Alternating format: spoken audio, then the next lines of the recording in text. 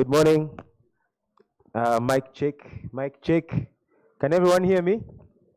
Of course, everyone can hear me. I'm happy to see all of you. Ladies and gentlemen, your attention, please. I'm happy to see all of you. You are most welcome. My name is Reina Mujezi. I will be your, I would say, co-MC or MC, depending on the time of the day. We're having a very, very interesting day today. We have you as our guests and also as part of the team. This is going to be a very intimate discussion, and we are happy to have KTA advocates who are the conveners, and we're happy to have KTA, and we're also happy to have UNDP who are hosting us here today. And on that note, I would like to begin with a very, very short prayer. I hope everyone is okay with me saying a very brief prayer. Let's humble ourselves, please. Dear Lord, we thank you for today. We thank you for the gift of life, for the gift of health, and for the gift of knowledge. We thank you for the people who have set this up today, and we ask that you guide everyone and bless the events that we are about to undertake. We do all this in your name, and we ask that you bless us today. In Jesus' mighty name, amen. I'd like to take this opportunity to invite UNDP, our host Peter, Mr. Peter Turiachira. I'll keep it informal. I'll just say, Peter, please join us and take us through the next step. We have a very special lineup of events and discussions. I kindly ask that you brace yourselves and also take your tie off if you need to. I see Edwin came very formal, and yet this is supposed to be an informal discussion. But you're all most welcome, and I'm glad, Peter. Please join us.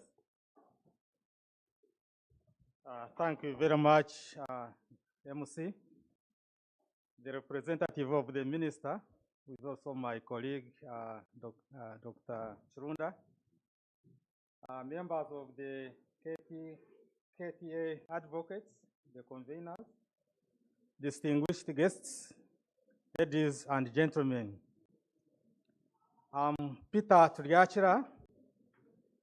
I'm the acting Makerere University Unipod, but also a professor of business management in the Department of Marketing and Management, School of Business, and College of Business and Management Sciences. Makerere University Unipod is a partnership between UNDP and Makerere University. This space we are in was funded by UNDP. The machinery you see around, the design and everything was funded by UNDP. So we have that partnership between Makerere University and UNDP. So this Unipod was established majorly to bring innovators together, creators together, so that we are able to help them scale up their ideas, their prototypes, have them patented, and then finally commercialize it. So the password here is commercialization, because many Ugandans come up with the products, they are not patented, and therefore, at the end of the day, they cannot be commercialized. So as Mark Unipod, we are happy to host you. We are happy to host the 7th annual symposium. As a country, leveraging the IP and technology is very, very critical to meeting the sustainable development goals. And as you are aware, you can't assume ownership of any assets or any property unless they are patented. And therefore, this symposium is very, very important, but also timely. As Makerere Unipod, we thank KTA advocates for choosing to partner with us. and we pledge our continued support and commitment to working with you. I wish you good deliberations. Thank you.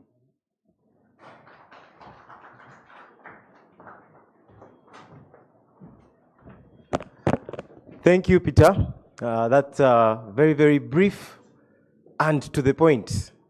I agree with that. So I'm told that we are not just the people who are in this room today. We also have an online room. Our online guests, you're all most welcome. The conveners today being KTA advocates, Konrad Adenauer Stiftung, and the Uganda Law Society. The Uganda Law Society, of course, has been going through some changes of recent. I'm sure you've seen our new president, Mr. Isaac Semakade, Senior Counsel. We appreciate the opportunity to have this discussion with our guests today. Our guests, of course, all protocol observed. We are joined by the Ministry of ICT today, who are also being represented by a very special guest, who we are also about to introduce to you. But on behalf of our conveners and co-conveners, I would like to introduce Mr. Kenneth Mohanji, a partner at KTA Advocates. Kenneth, please come take us into the next stage.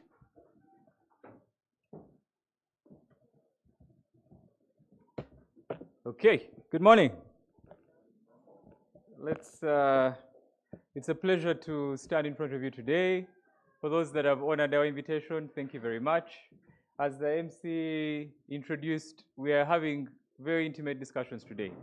The focus of today's session is to reduce our discussions into a white paper. We have called policy experts, and those are the ones, thankfully, I'm sitting at our tables. We also have representatives from different ministries as well.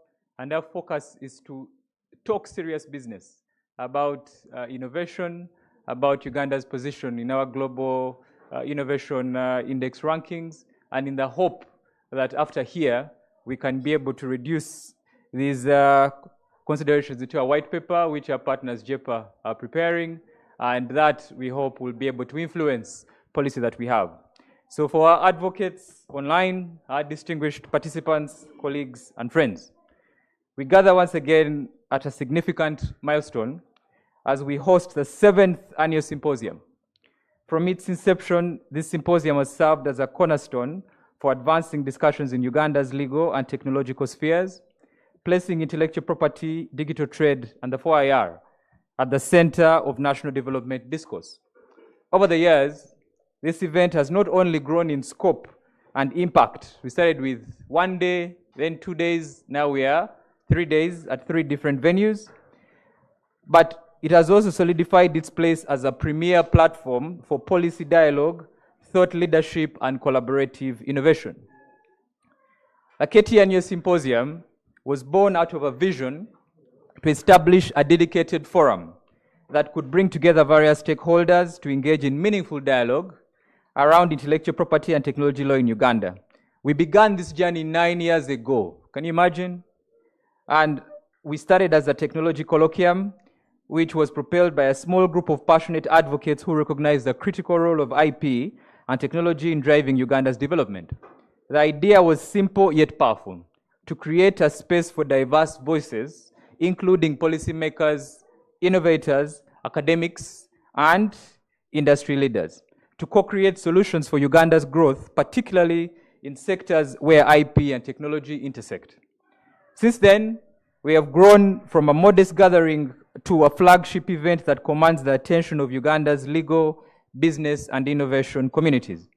Each year, the symposium has evolved to reflect the pressing needs of the time, ranging from roundtable discussions on still IP regulation, AI policy, we also looked at specific sector guidelines and increased public awareness of IP's pivotal role in development. It has also played a significant role in demystifying IP concepts, encouraging Ugandans to embrace innovation, and supporting creators in protecting and commercializing their works. This symposium extends beyond mere dialogue. It has actively contributed to shaping policy, inspiring legislation, and driving the adoption of policies that make IP a critical driver of Uganda's socio-economic transformation. It has become a testament to our collective commitment, as Uganda Law Society in particular, to our broader objectives outlined in the National Development Plan 3 goals, which emphasize sustainable industrialization, inclusive growth, employment, and wealth creation. The theme for this year's symposium, localizing intellectual property for Uganda's digital economy and using technology as a tool for preservation of cultural heritage, is not only timely, but also deeply relevant to Uganda's current development trajectory. It aligns with the NDP3 focus on resource-led industrialization and innovation as key pillars for economic transformation. This symposium serves as a critical platform for addressing how IP and technology can drive inclusive and robust digital economies, echoing the core vision of Uganda Law Society's mandate, which is the rule of law. The mission of ULS is to foster a legal system that supports the rule of law, justice, and equitable development for all Ugandans. As conveners, we are not only merely fulfilling an annual obligation, but we are actively contributing to ULS's broader mission by ensuring that IP and technology serve as tools for sustainable development. And this symposium is an embodiment of ULS's commitment to that very thing. This year, we're also making a very strong call for legal reforms that align with global best practice, focusing on creating an enabling environment for creators, innovators, and entrepreneurs. We envision a future where Uganda's IP laws and digital policies not only protect and promote creativity, but ensure that innovators have the support they need to thrive in local and international markets. The importance of this year's symposium cannot be overstated. It is more than just a conference. It is a strategic effort to create a sustainable ecosystem where IP and technology thrive. Here, we are not just discussing how policies will shape our future, but we are looking at how intellectual property and many of the policies that we are going to come up with, as we say, day one, we're going to push for white people looking at policies in the innovation ecosystem. Day two, we look at a creative economy policy. And day three, we're looking at cultural heritage. And we're pushing for cultural heritage policy, but also a sui generis law on cultural heritage. So one of the core objectives of this symposium is to inspire the next generation of Ugandan innovators, creators, and legal practitioners. We want to equip you with the knowledge, skills, and resources you need to navigate a complex legal landscape that may be IP and tech. And we believe that when creators understand their rights and the potential of their innovations, they are more likely to contribute significantly to the economy and society at large. A major highlight of this year's symposium will be launching an innovator's guidebook on intellectual property. And we're thankful that URSB has partnered with us on this, which is a comprehensive resource designed to empower creatives, entrepreneurs, and innovators in Uganda. The guidebook offers practical insights on navigating IP laws, securing copyright, leveraging IP as an asset if you want to get a loan from a bank. And additionally, we are proud to represent a documentary, Heart Behind the Heart, an inspiring documentary that captures the passion, struggles, and triumphs of Ugandan artists. We already have one who is at the back there, who we hope at the end of the day she can be able to show us what she has showcased here. Thank you for saying hello to us. As we engage in these discussions, let us not forget that our ultimate goal is to create an IP and tech ecosystem that benefits all Ugandans. We want to ensure that creators and innovators, from artists, musicians, to software developers and agriculture producers, have the tools they need to protect their creations and leverage them for economic gain. This is not only a matter of legal rights, but also a pathway to achieving Uganda's broader goals as outlined in NDP3.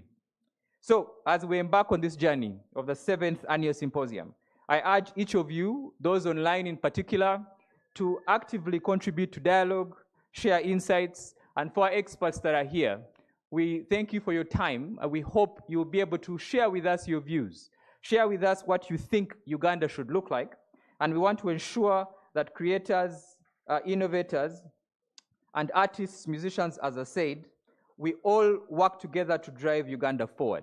The challenges we face might be complex, but they are not insurmountable. With a collective effort, we can build legal frameworks that support innovation, protect IP, and drive sustainable development. We hope this symposium will be a catalyst for change, a moment where we recommit to the principles of the rule of law and innovation and inclusive growth. Let us leverage the power of IP and tech to not only transform industries, but to transform lives, creating a more prosperous, equitable, and just Uganda for all.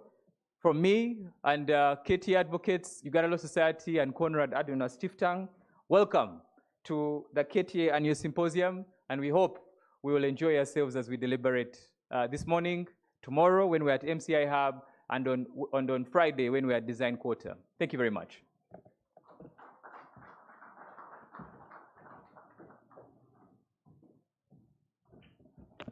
Thank you, Mr. Mohanji. That's a very, very inspiring speech. That word, inspire. Inspire is a very powerful word. It's very self-contained, has its own bathroom, its own sitting room, and it's what exactly is going to drive the discussion today. What you're looking at is a discussion that's going to perhaps be the beginning, the genesis, the light at the start of the tunnel. And one of the pioneers in that particular discussion is Mr. Sandy Stevens Tikodri, who is the executive chairman of Kira Motors. And he is also here with us. You're most welcome, sir. We are blessed to have you here.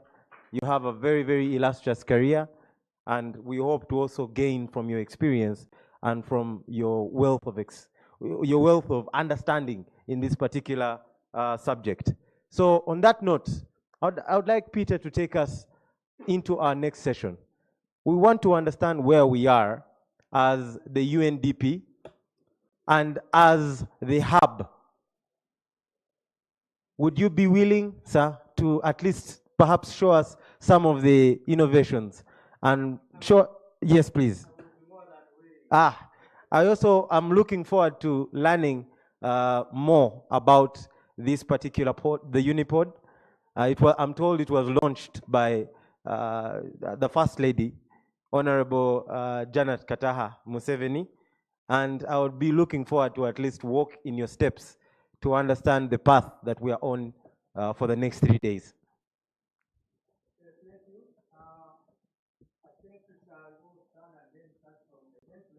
Yes.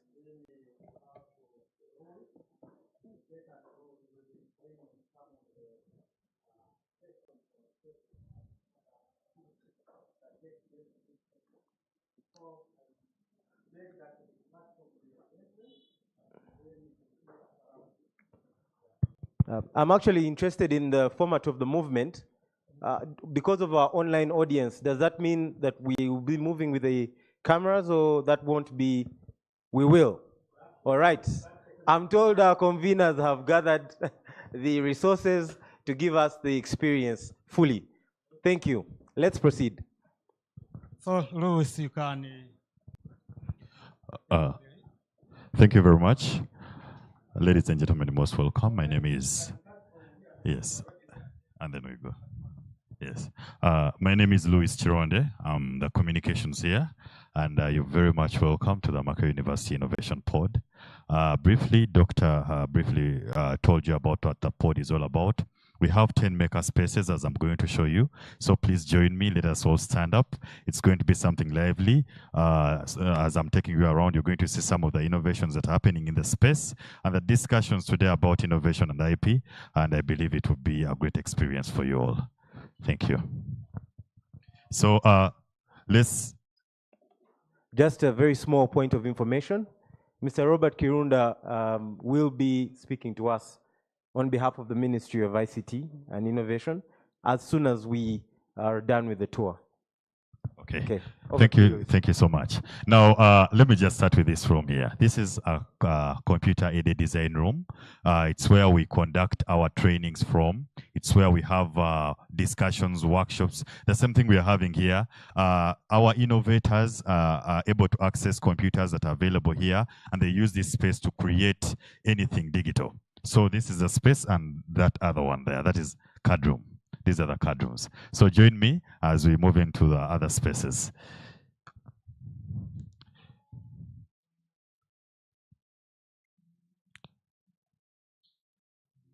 Yes, we are.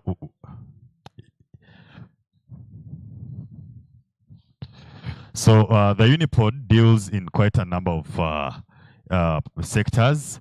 This is one of them, the textile department. Here in the textiles, innovation that fall into design, fashion, exploring of material, fabrics, and everything. This is the space innovators are using to create. Now, what the Unipod is mainly about is to scale up and support innovators to the market. So we move from from idea to actually the product development and to the market. So they are using this, and quite a number of students are using this, and also innovators from outside and the staff to create innovations in regard to fashion and exploration of fashion and anything that involves fabric. Yes. When we continue here, this is our lobby. Where you always start from, but here we have the food tech. The food tech innovations that are in food technology. You have you have something unique about food. This is a space they use. They always come and exhibit from here. There are quite a number of innovations. I'm just going to show you some. You're not going to enter, but I'm going to pull out some.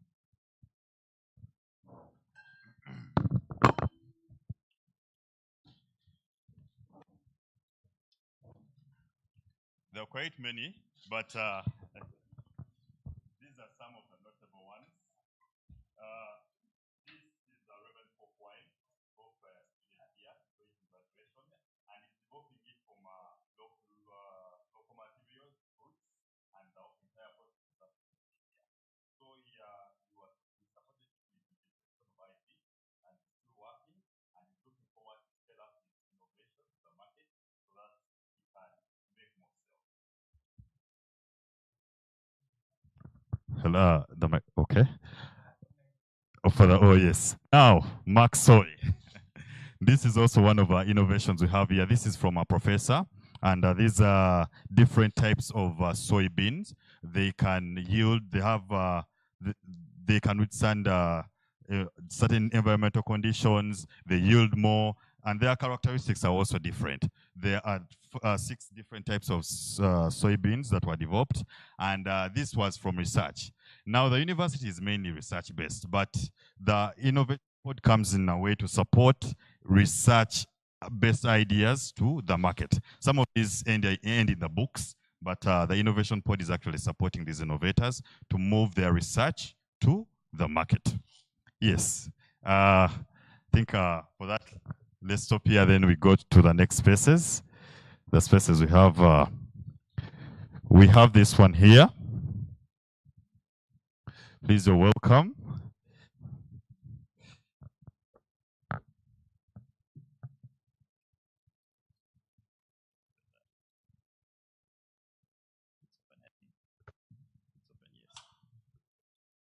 Hello, hello. I don't know. One will be able to take me from this side. Yeah. So it's very hard for one to think about innovation and not think about engineering, and not think about this kind of technology. So now this is the space that our innovators are using to develop ideas and innovation projects in that field. We have quite a number of equipment, as you can look around here. We have 3D printers, we have the electric car battery. These are all used for innovators here. What we do, most of the time we link up with the private sector, with the people in the industry already, also come and offer support. For example, yesterday we launched the e-mobility skilling program with Kira Motors, and the chairperson is also here of Kira Motors. They are skilling students in e-mobility, e-technology. Hello, I think I'm far. Yes, so they are skilling students in e-technology, and this is like research skills that they will later use in the development of their research, but also the outstanding students will be able to join Kira Motors as associate researchers. So these are some of the programs that are being developed within the Material University Innovation Board that are supporting entrepreneurship, that are supporting innovation, and also supporting the community at large as we develop Uganda. So here I'm also going to just one example of an innovation we have here. This was done by our own national Olivia lady, and it is a solar tracker. She she made this, so we've seen solar panels, yes, but this, the unique thing about this solar panel is it tracks the movement of the sun so that it yields more energy. In cases where it's having a shadow, it will move towards where the light is, so that anyone using this, mostly in agriculture, they can get more energy out of the solar panel. She's one of our innovators, and she also got her award from the IUT launch this year. So we continue. With these are mostly equipment. These are 3D printers. This is the electric car battery that Chira Motors is using to train the students. Now, some of these machines we have them here, but we need a skill. So we partner and link up with the industries out there so that they come and equip innovators here with skills and knowledge so that they can evolve more and also improve on their innovations. When we continue this side, now this section here, the computer numerical control room, where we have machines that we are using in development. These are also part of machines that we're using in development. This is used to cut wood and plastic. This one cuts metal, and the other one cuts fabric. These all cut with support with a computer. You just put in a computer program, you design your thing using a computer, and then you use these equipments to develop your project. The workshop behind there is also used by students.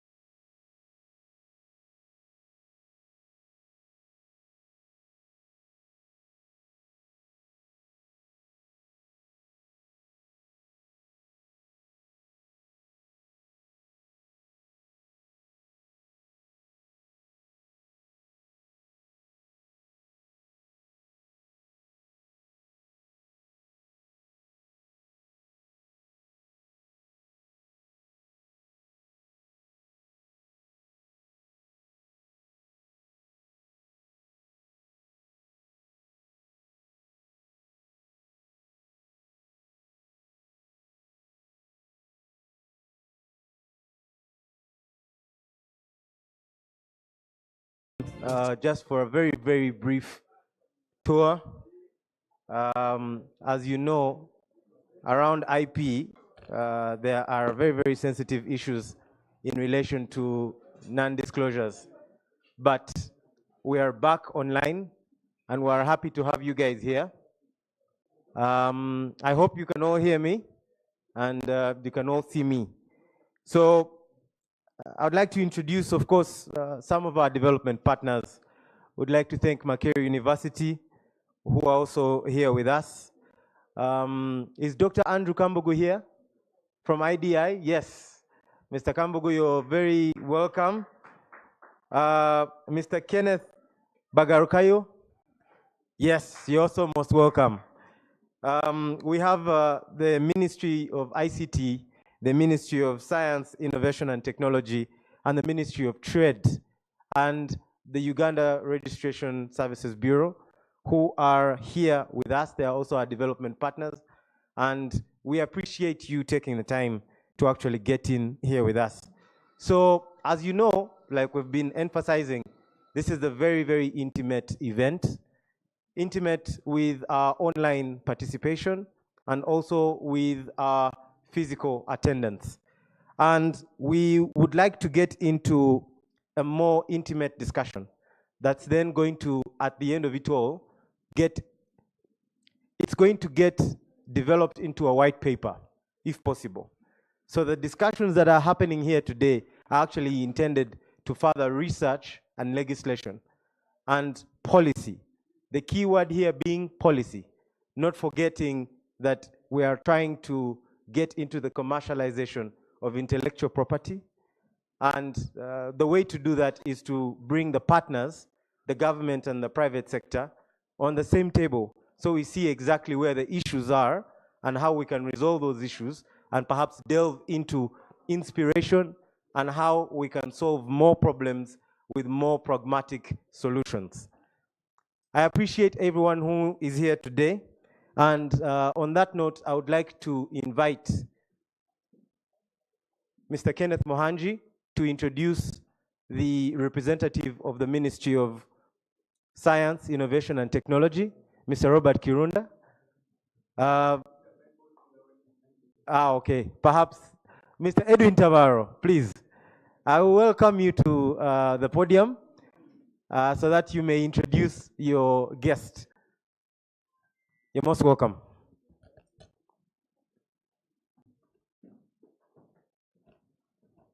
Thank you very much, Reina. Thank you very much, Kenneth, for delegating a simple function like this.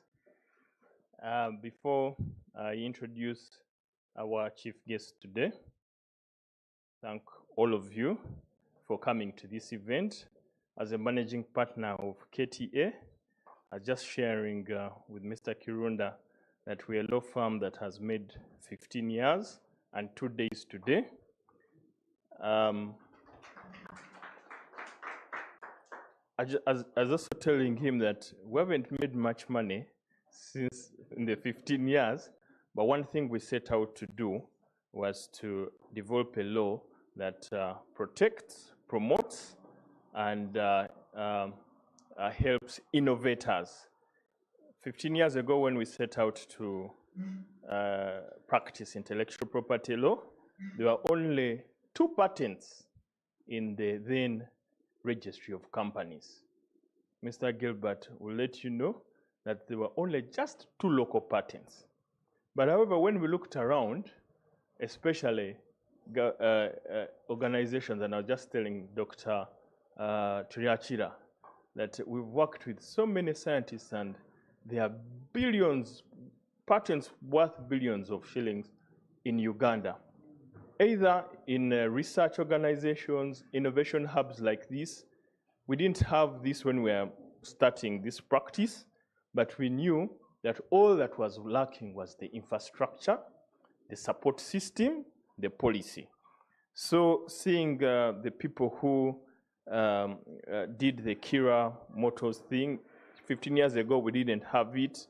Seeing someone from the Ministry of ICT is just an amazing thing for us, and we share a 15-year story with this country or even the university. I think at that time when we were starting the practice, there were probably 3 or 4 IP lawyers. Edgar, our partner inclusive, fortunately, Professor Kakoza is here with us. We feel we are really part of his story. I think a gentleman from Max and someone from from Panga. But as we speak now, there are so many people who can proudly say they're IP lawyers. We also have an innovation industry. We have policy. And when we're walking around, I felt so much pride where we have come from and where we're going. This is really to thank everybody here for the amazing job that they have done. Dr. Turiachira, for lawyers to sit in a hub. Yeah? When we are sitting in conferences, we're in hotels and things like that. Even when we're studying IP law, we only studied patents from other countries. The gentleman showed me a solar panel that was done by a lady called Olivia. And I looked back 15 years ago, when we were looking at patents as students, there was nothing to refer to, but you have something here that has been well-grounded and is done by people, Ugandans. We're looking at something great. I'm very certain beyond Kira EV, this alone can be able to create very many other technologies that will definitely change this country. My simple job indeed was to invite Mr. Kirunda. Before that, I want to introduce a few people from our law firm. One of our partners is here, Smahane Sad. Of course, Kenneth Muhanji, who leads our technology department. There's Catherine Nakankwasa. She's the practice head and leads the team of associates of IP lawyers. Blair and Tambi, some of them are in the background. Pauline as well. I hope I haven't forgotten anybody seated within here, but feel free to interact with them and be able to get the guidance for the day. To introduce Mr. Kirunda, who's representing the Honorable Minister for Innovation, Dr. Musenero. Kirunda will go a very long way, but it's very difficult for me to welcome him here, yet he's actually a lecturer here at the university at the Faculty of Law. Mr. Kirunda runs a law firm, Kirunda Wasige. He's a tech specialist. A few of the qualifications I can mention is one of our very few lawyers who has gone to the prestigious Ivy League schools, most recent Stanford, with a master's in tech and IP, I believe. He just completed it recently. Mr. Kirunda is the legal advisor to the STI. It's a special project. He'll be able to introduce what they do. When they told us a minister was delegating to Kirunda, Kirunda is, I think, 1 year senior to me. I felt very proud that we can now be able to speak on behalf of ministers. Not that he's a minister, but I believe his knowledge, is either equivalent, equal, or even better. There's no better person to listen to about law, innovation, and especially that he has just come from Stanford to come and share the knowledge and drive this innovation drive. Mr. Chirunda, please come and share a little bit of your knowledge.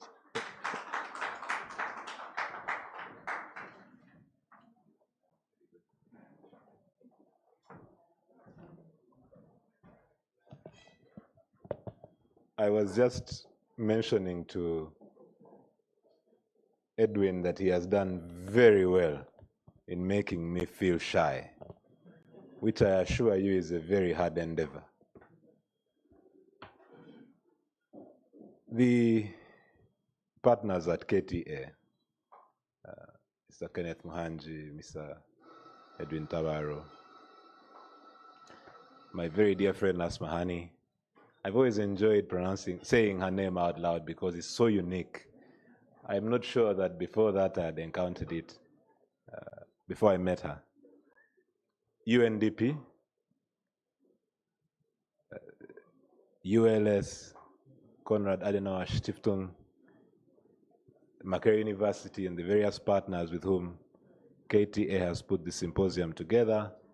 It gives me great joy to say and recognize my very dear brother and friend of very many years, Professor Anthony Kakoza, who, by the way, is not just a practitioner in the IP space, but the current head of department of the commercial laws at the prestigious Makerere University School of Law.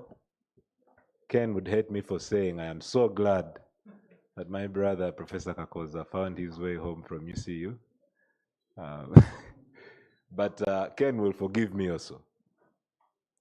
My colleagues at Makerere, Professor Tikodri Togboa, Professor Peter Turiachira, the representatives from the Ministry of ICT, the STI Secretariat, colleagues, friends in the room and online, distinguished ladies and gentlemen, good morning.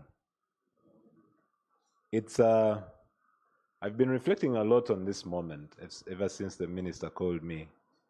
The Honorable Monica Msenero is unable to join us. In a manner of speaking, I am standing in her shoes. Imagine how weird that looks if you think about it. That's the beauty of innovation. We imagine, we create, and then we bring to life. She asked me to represent her, to offer her thoughts at the start of this conversation. And I couldn't think of a higher honor and privilege. And perhaps for some context, and also to clarify, anything I say here, please do not take as policy. I am only airing the remarks and thoughts that the Honorable Minister shared with me that she would have loved to share with you. And for some context, she perhaps chose to do so because we are working with the STI Secretariat on a legal and policy audit for the science, technology, and innovation space. The policies in that space and the legal framework have been static for the last almost 2.5 decades. In fact, for almost 3 decades now, if you go back to the UNCST Act in the early 90s and the various laws in that space. So we're looking at what needs to change.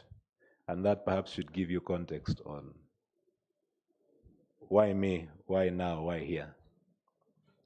I joked with her this morning that people in the room are asking me, where is my convoy? I don't have one.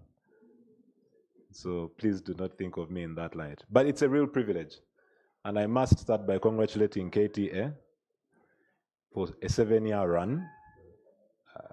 I've been involved in organizing events of this kind in this country. It's costly.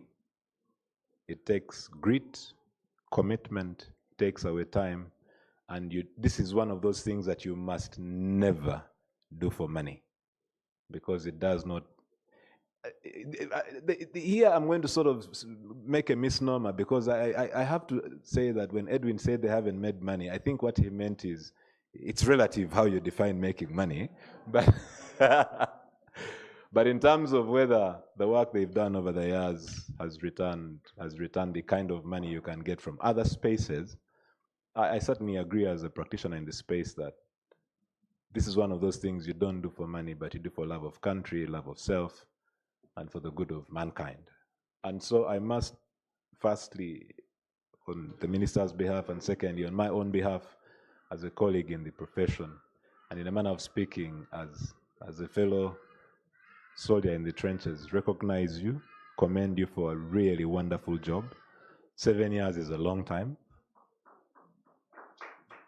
I must also say, for the benefit of the audience, that the work that KTA has done in this space has, in fact, shaped conversation, policy, and national strategy. And for that, as a colleague in the profession, I tip my hat to you. I congratulate you guys, and I salute you very much. In fact, on that note, I might as well add that if no one has said it publicly, I must say that the work that KTA has done, I believe personally, is a significant contribution to the discourse going on now as we develop NDP4, of which one of the pillars, the ATMs that Ministry of Finance is talking about now, the 5th pillar, the S on those ATMs, is science. And I think that a lot of that discussion, the PSST, who's the person in charge of the Treasury, was very, very inspired by your work on the digital economy, Uganda's digital economy. So thank you. I thought that it is important to say that. Now coming to the remarks for this morning. You chose a very apt theme. The minister and I had a fantastic discussion about it and how timely, I think the words that my brother Kenneth used were timely and relevant. Timely and aligned to development trajectory. You couldn't have chosen a better phraseology. And I say so because looking at the theme, intellectual property in Uganda, many thanks to the pioneers of this space that Edwin just mentioned, yourselves, Professor Kakoza, Edgar, and a few others who have engaged publicly in this space. The URSB, I know that the Registrar General, who I don't know if she's arrived yet, I must point out, Ms. Masekino Wisho has also been very instrumental. The director, IP, is in the room. I'm remiss, and please forgive me.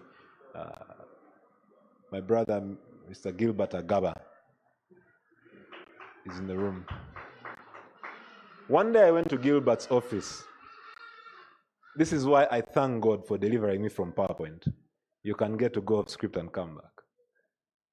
One day I went to Gilbert's office and we had such a robust discussion about the patenting of local innovation. He was also, I could detect an anger in his voice because he said to me, I'd gone on a specific assignment and he said, "You were late, why didn't you come earlier?" And you could feel the pain and the fire in his voice. We are blessed to have people like Gilbert in charge of spaces like these. And so thank you, sir, and thank you for taking the time. But coming back to the theme and looking at the overview of the theme that we're discussing over these 3 days, localizing intellectual property for Uganda's digital economy and using technology as a tool for cultural preservation. I think you chose 3 themes, as the minister understands them, that spoke to her heart very deeply, and she wanted to emphasize them. The first is the localizing element. A lot of discussion, and in some contexts, the word that you find in many conversations in many a room now is decolonizing. But I think the theme, the intention here for those who are in the room is broader. I was amazed to learn that in pre-colonial Western Uganda, I think it was in Ankole, where there was a technique to conduct what we know today as cesarean section births, using a certain anesthetic that was got from specific plants that were indigenous to Western Uganda. And the person would never get septic. The person would heal faster than C-sections heal today. And the person would never overbleed. These technologies and these innovations got lost with the phenomenon of westernization of our societies.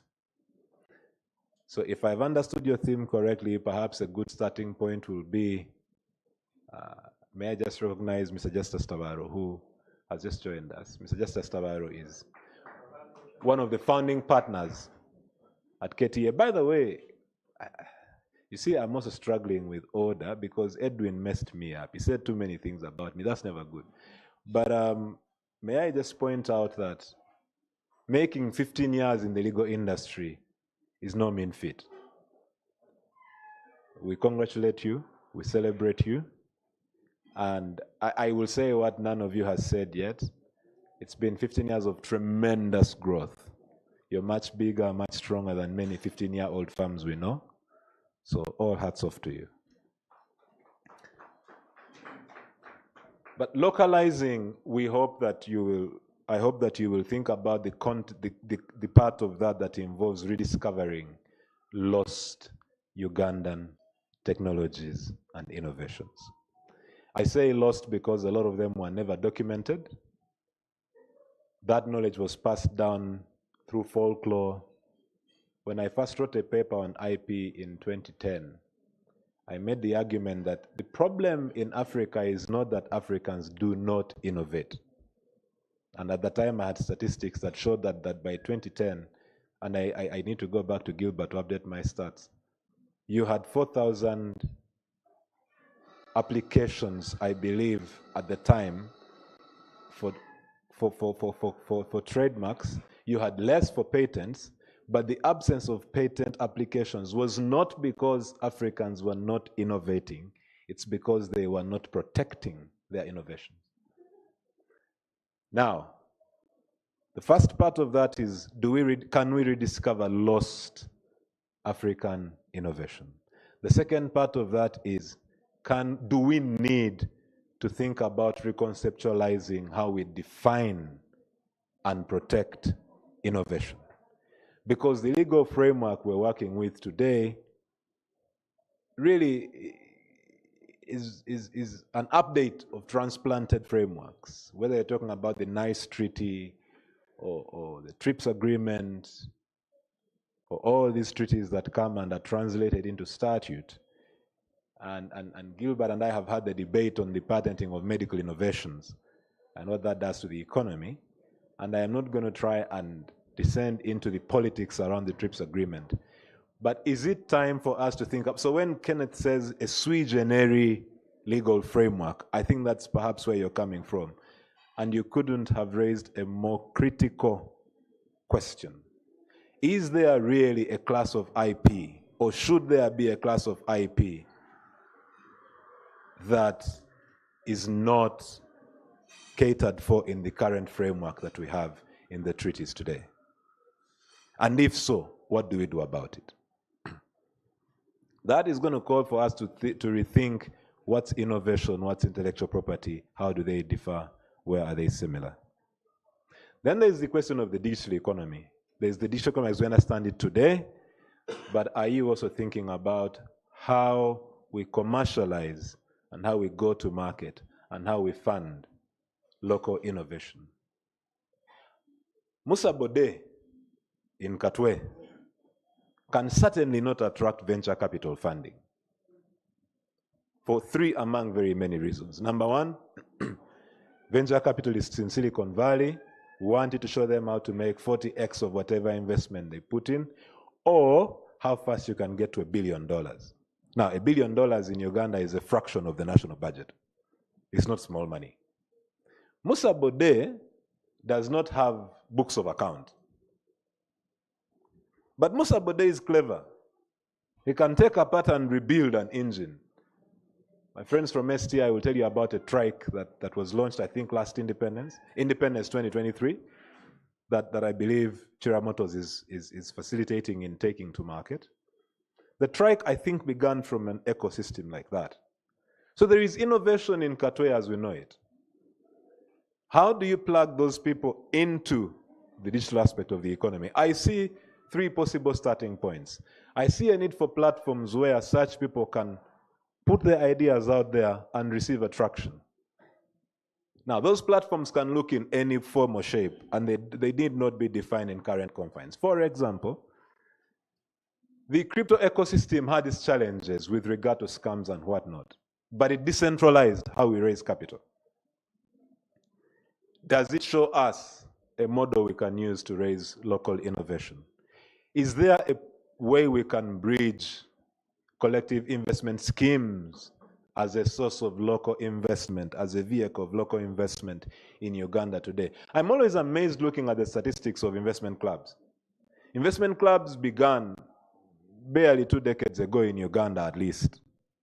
Young corporates saving 300,000 shillings, and a few years ago, DFC was banking 2,000 of them. So if you imagine for a second that a typical investment club has 20 million shillings lying idle, the one that Justice belongs to might add 1 0 to 20 million, if you catch my drift. And it's sitting in the bank, and their major point is, let's buy treasury bills to avoid erosion by inflation. Can you craft an instrument that says, why don't investment clubs put 5% of their money into local innovation, such that Musa Bode can build a thing that we can sell as a Ugandan product? I was in a meeting once where a professor, I will not mention who, was making the case for the closing of Chira Motors. I don't think the executive chairman Chira Motors has ever had this story. And I stood up and said, we must make a bus in Uganda. I don't mind if that bus drives for half a kilometer and catches fire. We will go back, we will figure out the problem, we will fix it. But we have to get to a point where we have one product out there that has made in Uganda. Because the person was saying, look at Toyota. Toyota spends $2 billion on innovation. And I said, that's true, but how old is Toyota? They too began somewhere. Every time I see a Chira Motors bus on the road, I doubt that there is anyone in this country prouder than me. Perhaps Professor Tenti Kodri, because he's been in the trenches longer. I have one fight which I must put on the public record with Chira Motors. I said to the CEO, the day they make an SUV, I will buy it. They have still refused to make an SUV. I am going to take, that is the fight I'm going to start on X, to say why is she, in fact, I am going to consider suing them for discrimination. The point is, thank you very much. You can see, Professor, we can sell 10 cars today. But the point I'm making is, can we redefine what a digital economy will look like? Because we can contextualize, and for me that's the real meaning of disruption. We can contextualize a digital economy that has already been shaped, or we can shape another one that spurs innovation. Just food for thought. And then using technology for culture preservation. I was astounded to learn from Mr. Rwajezi of the Ndere troop that one of the things the British did in the colonial time was they came and went through Uganda collecting folklore. And they protected it with copyright. And I was just whispering to my brother, Professor Kakoza, that you rarely hear of the Ministry of Antiquities. But if you think about it, technology now has democratized how we share culture. The one traditional way we know is music and film. Excuse me. If you think about Johnny Enlow's 7 Mountains of Influence, many young people today have had their lives shaped by Hollywood. I knew a young person once who told me that Grey's Anatomy accounted very much for her worldview of society. But has anyone ever thought of televising Njabala? If you think about it, I love music, and if you think about the production, Njabala, Njabala, Njabala, Vali Nsanza, thank you very much. Abakazi bali mabati, nebatema nebawala. You're passing on value. Why is a Chisakate not televised? Why don't we have merchandise with Njabala on a t-shirt? We know from Ugandan artists like Eddie Kenzo, Mosean Wizo, that Ugandan artists do not need a degree to take the global stage by storm. You don't. They've done it. And URSB has been instrumental in helping them to organize and to try and commercialize. But if you think about commercializing culture, the Germans play Omweso, but they call it a different name. I believe that's an IP issue, right there. I, in another life, would have made it to the Olympics to play a specific game that Gen Z and Gen Alpha have probably never heard of or seen. That game is called Dulu. If someone at your table is smiling or laughing, that should tell you their age. Because Dulu, I think, died down with the last century. You see, we were the last ones to play it. This question goes to Gen Zs. How many Gen Zs are in the room? If you lift up your hand if you know how to play Ponjo. Now, these games may have had different names in different parts of the country, but they brought a certain bond among us as young children. They gave us joy. Sometimes we got spanked for dodging homework. But if you think about culture that way, and you commercialize it, the xylophone is so unique. When I see the Ganda boys wearing a chitenji, standing in the royal places in England, hand to chest singing Ekitiibwa kya Buganda, you don't have to be a Muganda to swell with pride. That's the connection of culture, modernization, intellectual property. The missing link is, there, I think, is commercialization. And how do we take all of that? I would like to hear more. You know, Yoleng took the country by storm when the late speaker, God rest his soul, took it to the campaign trail in his campaign for the speakership.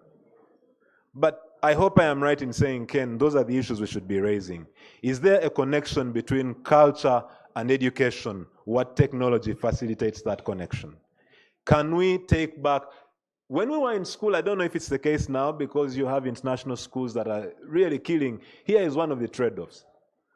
I went to Kira College, proudly so.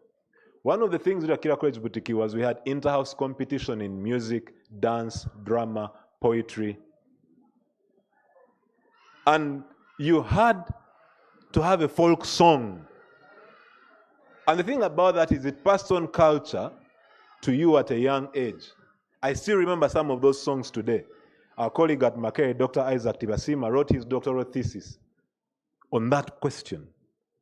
Now, if international schools have come and taken away that mode of education, can we think about technology bridging that gap? And what technologies can we use to create consumable, digestible content in a world of information overload? Each of us here has at least 3 social media apps. They feed us with information, but they also reprogram our minds. Lastly, on that point is the connection between artificial intelligence. This I am happy to share with you my thoughts on another day. Today is not that day. The connection between artificial intelligence, culture, and intellectual property. I think there's a healthy connection there in both directions, enhancing and destruction, and it's worth discussion. All of that is me trying to say, can we leverage technology to preserve and convey culture? And I think that there should be a discussion around the policy initiatives in that direction. Which brings us to the next critical pillar. If you think about the things I've been saying, you can see in your mind how an ecosystem must expand.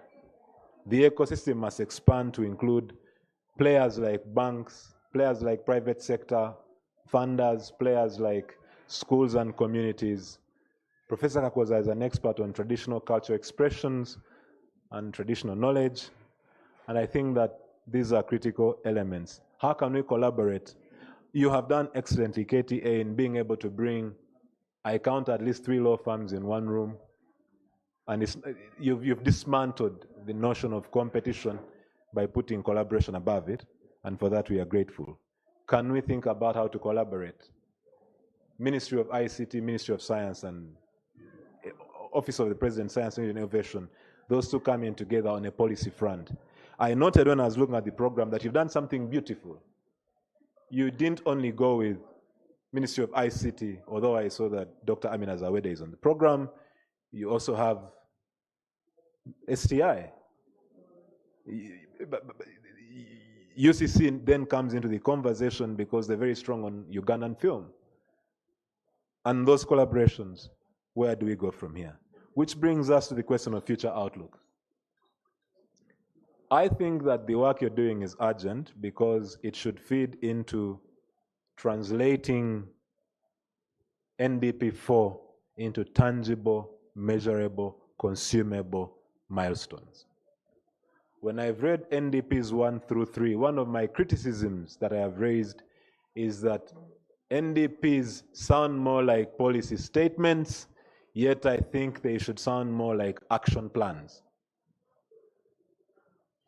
We should be able to look at the NDP4 and say, in the next 5 years, government is going to undertake 20 initiatives at the policy, strategic, and implementation level to make IP an X billion, X trillion shillings industry.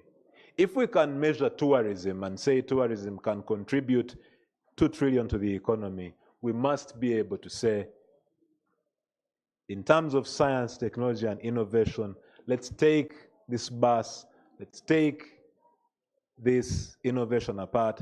If you take the value chain approach that STI is promoting now, you look at the innovation that that lady Olivia developed that we were looking at just now and say, which part of the value chain can different Ugandans participate in? And then protect IP at each of those segments of the value chain. If it's mining and there's a technique on extraction. I was amazed during COVID to learn that Ugandan doctors had found a way to extract bee venom from a bee, and the bee would not die.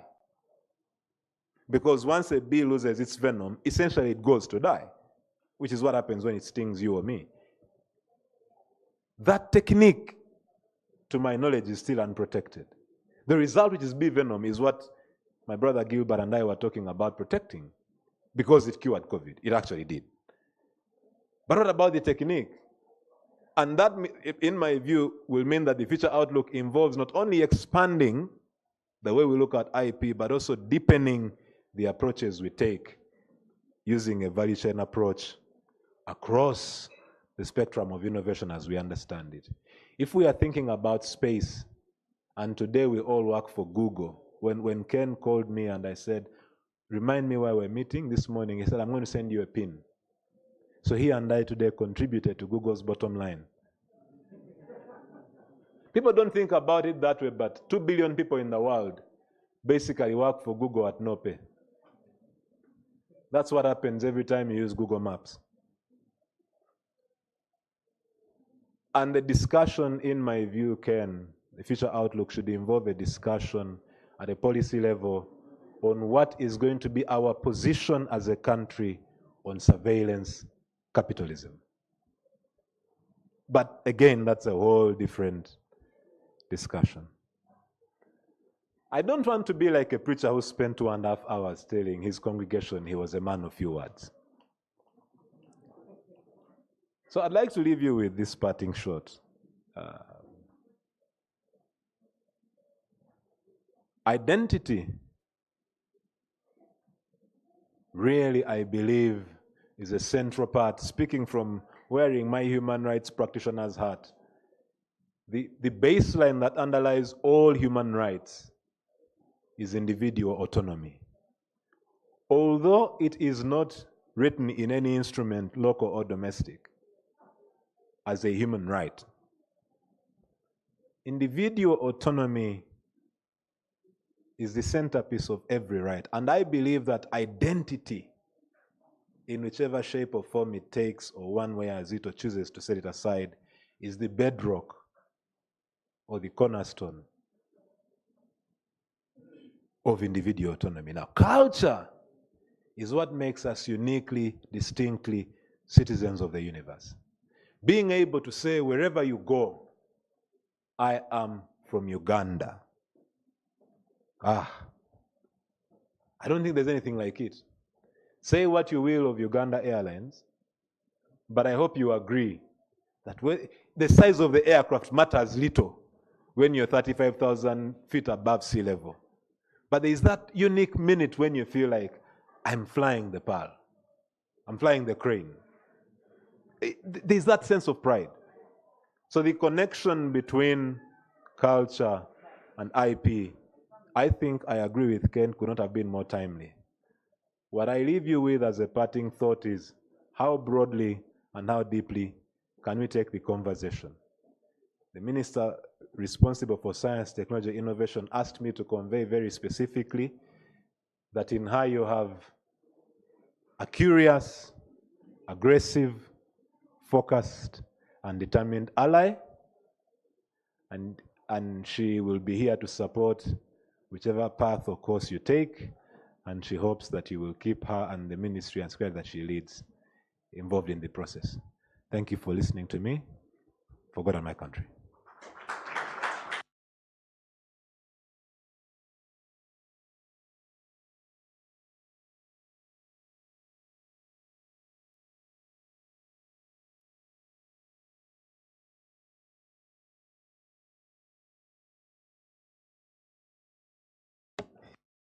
I appreciate you making such a powerful speech. It's powerful, but subtle in the same breath. I'd like to take this opportunity to now, first, as a point of information, there are QR codes that you'll see on your tables. Those QR codes, if you scan them, you will come across a menu. That menu, I don't know if the cameraman here can zoom in. You see something like this?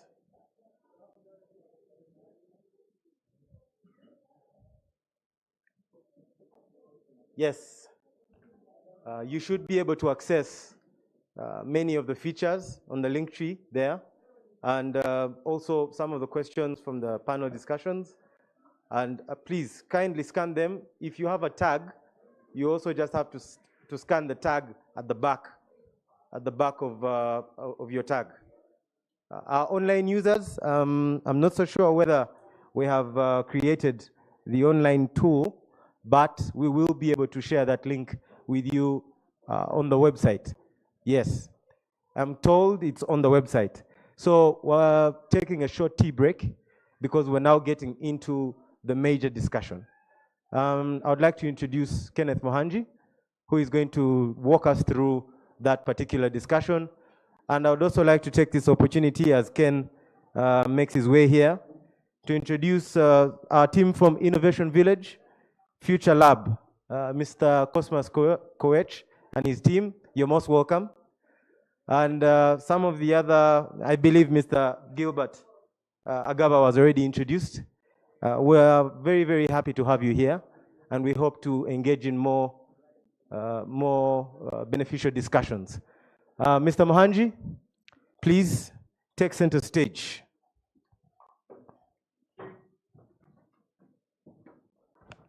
All right, guys, this is now the time for why we're here. As we said, we planned a few bites for you, some coffee as we have the discussions. Today's session is very, what can I say? We only wanted experts and people that can drive or shape the discussions that we're having. So we have 4 tables. One table is going to look at the pharmaceutical sector, and in particular, we are going to look at the pharmaceutical sector in relation to the national IP policy. So this table, if, maybe let me introduce them, then I can be able to then go to the table hosts. So on pharmaceuticals, what we're going to look at are things like herbal medicines or our traditional medicines. We're going to look at the TRIPS exemptions. For those of you that are listening, of course, we all know that as Ugandans, we cannot patent pharmaceutical products or medicines. So our question is, do we still, is that still the position that we want to have, especially in this age where we have a lot of herbal medicines and a lot of traditional or local medicines? Aren't we still sending out raw materials in that regard? We shall leave that to the experts to tell us. Then we have a table on manufacturing and industry. We want to look at our policy when it comes to inventing and manufacturing. Do Ugandans actually innovate or invent? I like the example that Robert here gave about Musa Bode from Katwe. We want to understand what are the challenges or problems of innovators like those. We want to share and listen from people that have gone ahead, like Kira Motors, that are now at the point of scaling. We shall also listen to innovators like Kara, Geoffrey Mutabazi. Then the other table is on geographical indications and agriculture, where we shall be discussing the role of geographical indications in being able to add value to our produce. Geographical indications are an intellectual property mechanism or tool to be able to protect creations that come from, or really products that come from the ground. And then the last table is on creative technology, where we shall look at creative technology, and that's why we are happy we have Innovation Village there. Of course, we're also here with Unipod Makere. So those are the 4 tables that we have. The table hosts that we have, Professor Kakoza, if you wouldn't mind leading the table on manufacturing and industry. And Dr. Andrew Kambugu, if you wouldn't mind leading the table on pharmaceuticals. We already have the questions are set in the QR codes that we already gave. So our job is just to use the flip charts that are on your tables to workshop. We're going to break into the different tables. in a workshop format, and we answer those questions across 5 different areas. Just as I don't know if you wouldn't mind checking on that table, those are the areas we're looking at. I want you to help me read for us, and the areas there.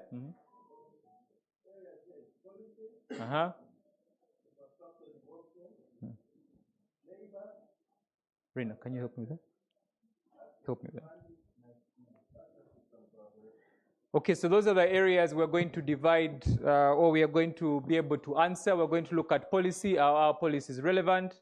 We're going to look at infrastructure development. What infrastructures do we have in the pharmaceutical sector, in the manufacturing sector, in the geographical indications and agriculture sector, and in the creative technology sector. The others are what? Human capital development? Justus?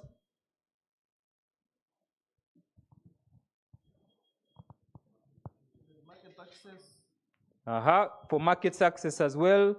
The questions that we have that are prompting, that we shall follow, look at what do we need to be able to open up market and to provide market access, especially on the creative technology side. I'm glad I've just seen Christine Mawadri walking here from NRG Radio, one of our partners, and also an innovator who is actually going to showcase one of her innovators, Kutana.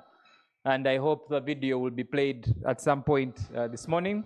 So if you have that up, can you just show it to the camera right now so that we know the different areas? And then, so the discussions will take 30 minutes. That we for the online audience, we shall be taking around the tables as you follow. And then there's also a link for the online audience for the questions. Please feel free to answer them. So those are the areas we're looking at: policy, infrastructure development, labor, market access, access to funding, and then partnerships and collaborations. So the table host for manufacturing and industry is Dr. Anthony Kakoza. You will discuss among yourselves. Feel free to join the tables for those of you that are here present. And then the table host for pharmaceuticals will be Dr. Andrew Kambugu from IDI. The table host for geographical indications and agriculture will be Edwin Tabaro there. And the table host for creative technology will be Geoffrey Mutawazi from Kara. So we'll have 30 minutes to discuss the questions amongst ourselves. We can allocate 10 extra minutes if you want to discuss. Then we shall have a plenary.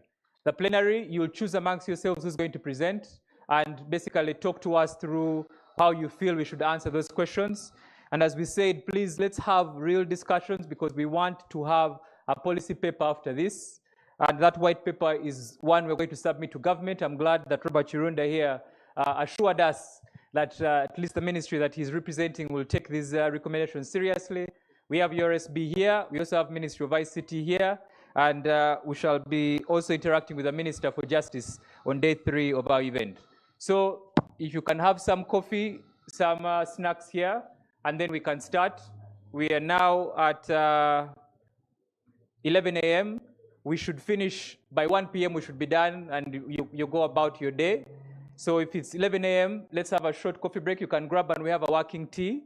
And then in 10 minutes, you can converge. That means we should then start the plenary at approximately 11:40. And then we can be able to finish across the tables. Thank you very much. MC?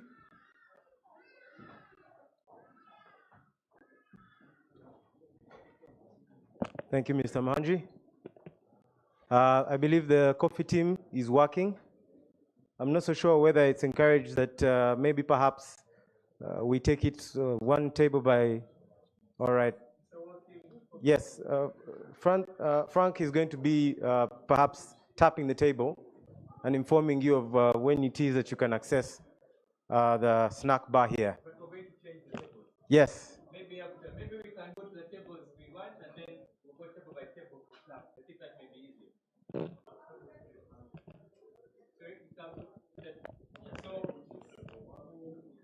now we just have to. Yeah, they actually have. Mr. Mohanji, I believe our coordinator actually marked the tables. Okay. So this is table. That's table 1 is on. Table 1 is on pharmaceuticals. Put it there.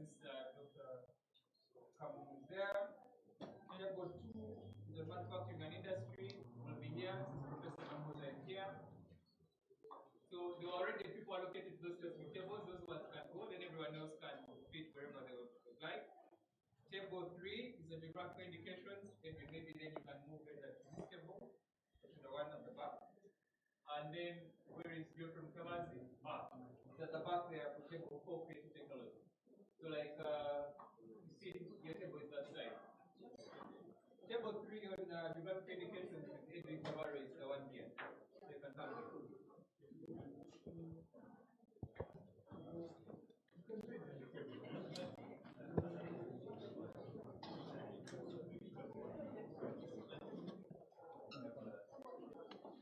So again, table 3 is in the corner where Geoffrey Mkamazi is. Yeah.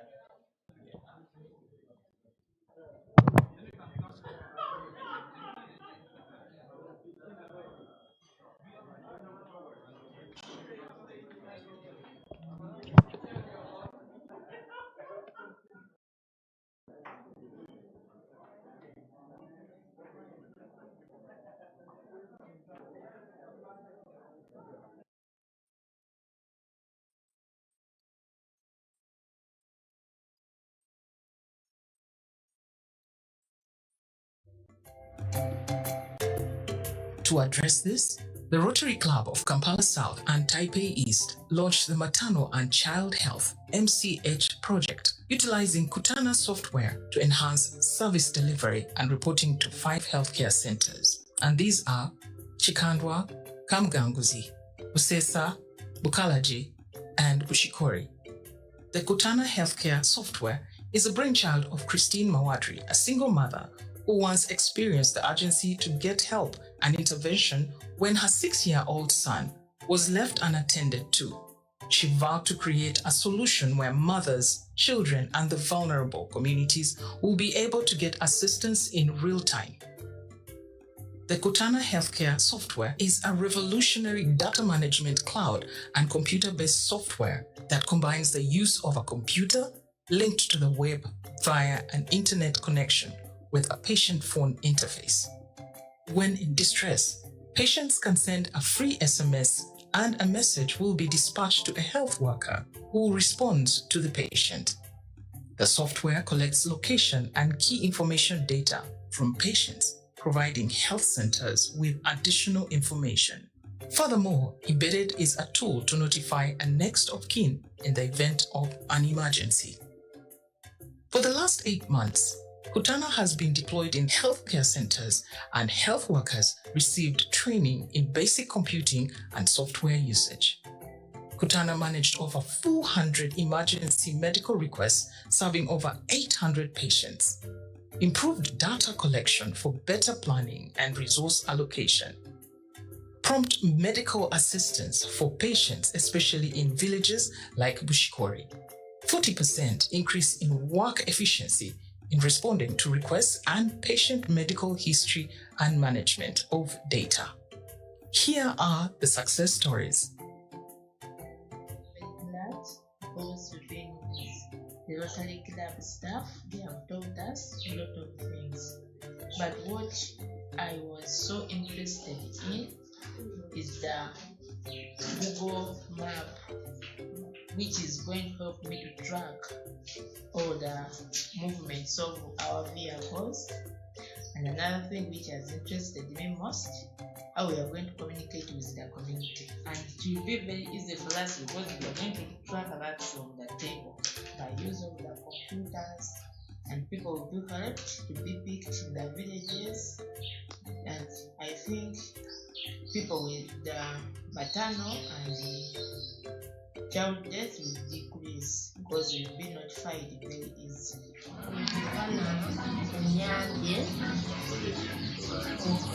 Okufuna asawo obudde kuba mbakubira ne bansanga nga sivuddeyo ne bansanga ne bambuuza obuyambi bw'eddagala.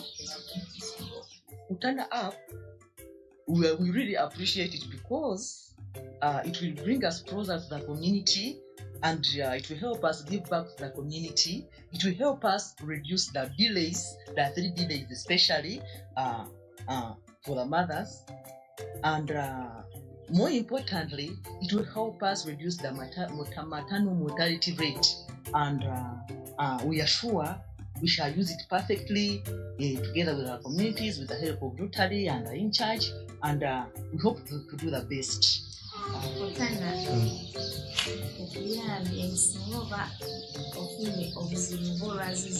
Yes.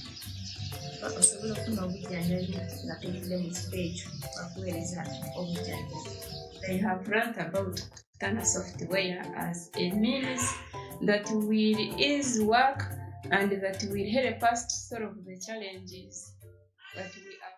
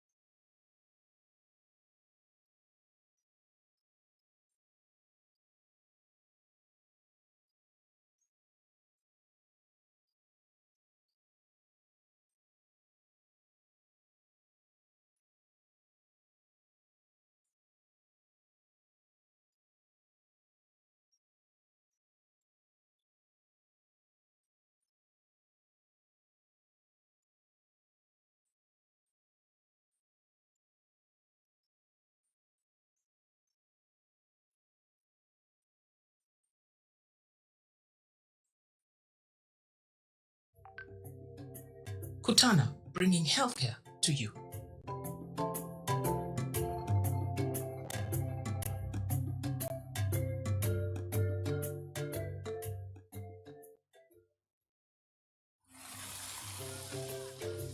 In Uganda's underserved rural communities, expectant mothers face a high mortality rate due to limited access to emergency and medical assistance.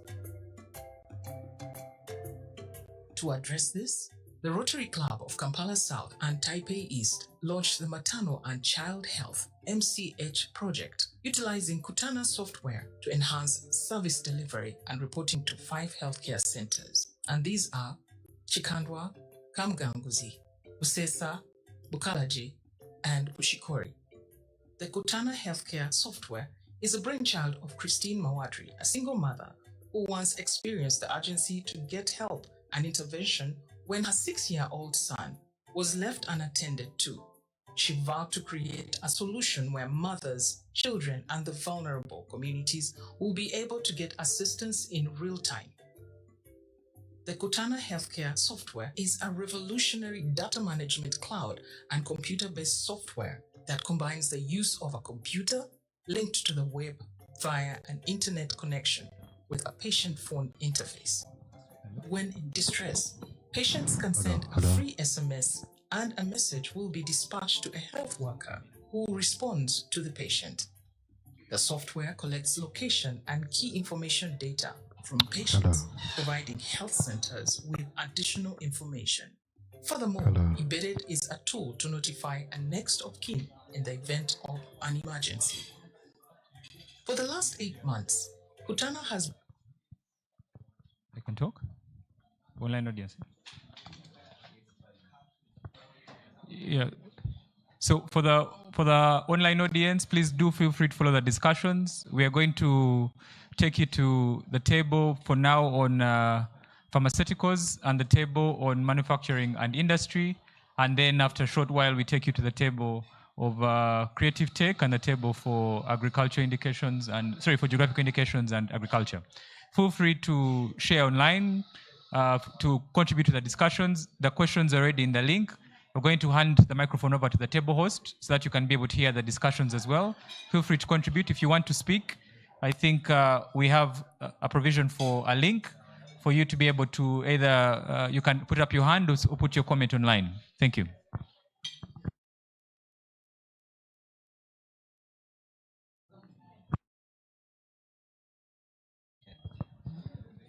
So by way of introduction, the Global Innovation Index looks at the capabilities and the current positioning of countries in terms of their innovations.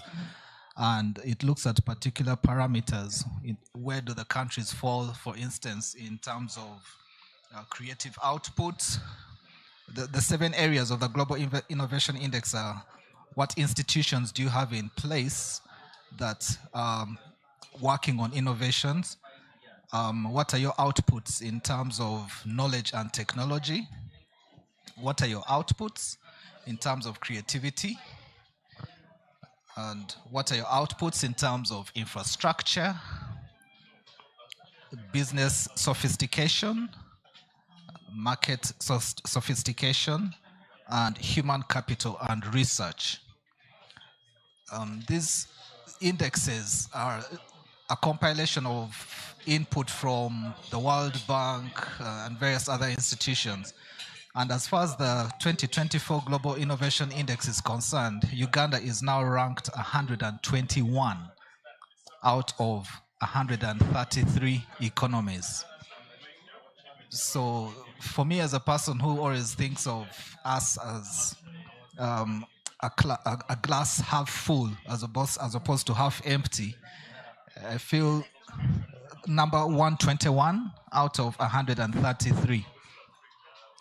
I'm optimistic that we are getting better. Our ranking has been worse than this. And as far as institutions are concerned, Uganda is number 84 out of the 133. In terms of knowledge and technology output, Uganda is 102, that is 102 out of 133. On creative output, we are 116 out of the 133. On infrastructure, we are 120th. On business sophistication, we are 129, which is not good. That's our lowest ranking. Business sophistication, we are 129 out of 133 economies. On market sophistication, we are 124 out of the 133. And then the last one of human capital and research, we are 123 out of the 133. And these are some of the things we need to be speaking into. Human capital is how are we training our people in terms of innovations, and how do we practice all that. When we look at the top 3 innovation economies in sub-Saharan Africa, the number 1 is South Africa, number 2 is Botswana, number 3 is Senegal. And then number 1 is South Africa, 2 is Botswana, 3 is Senegal. Those are the top 3 innovation economies within the sub-Saharan African region. For the low-income countries that are innovating, Rwanda comes number 1. Togo is number 2. They have maintained these positions from the 2023 ranking and the 2024 ranking. And the new entrant for low-income economies that are quite promising, the new entrant is Uganda. As far as the 2024 rankings are concerned, the new entrant is Uganda. So we've been recognized in the 2024 rankings.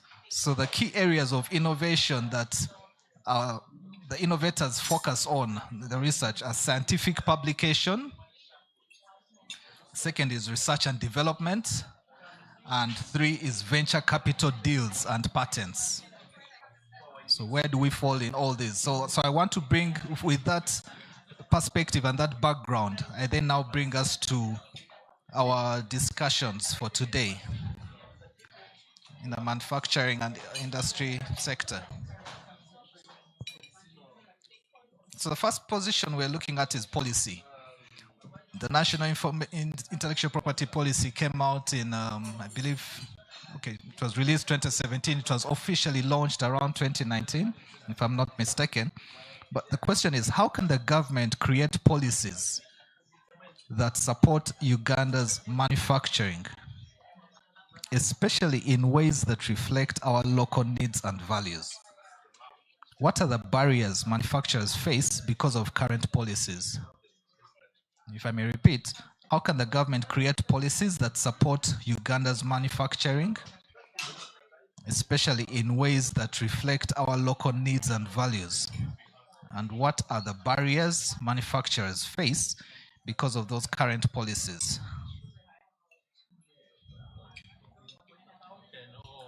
How can the government create policies that support Uganda's manufacturing?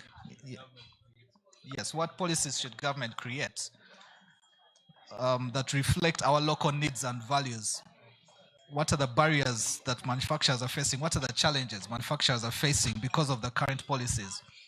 As we think of this question, National Development Plan 3 expired around July, August, where National Development Plan 4 is still being developed and is soon to be released. But NDP 3 was building on households and how these households can feed into the national economy.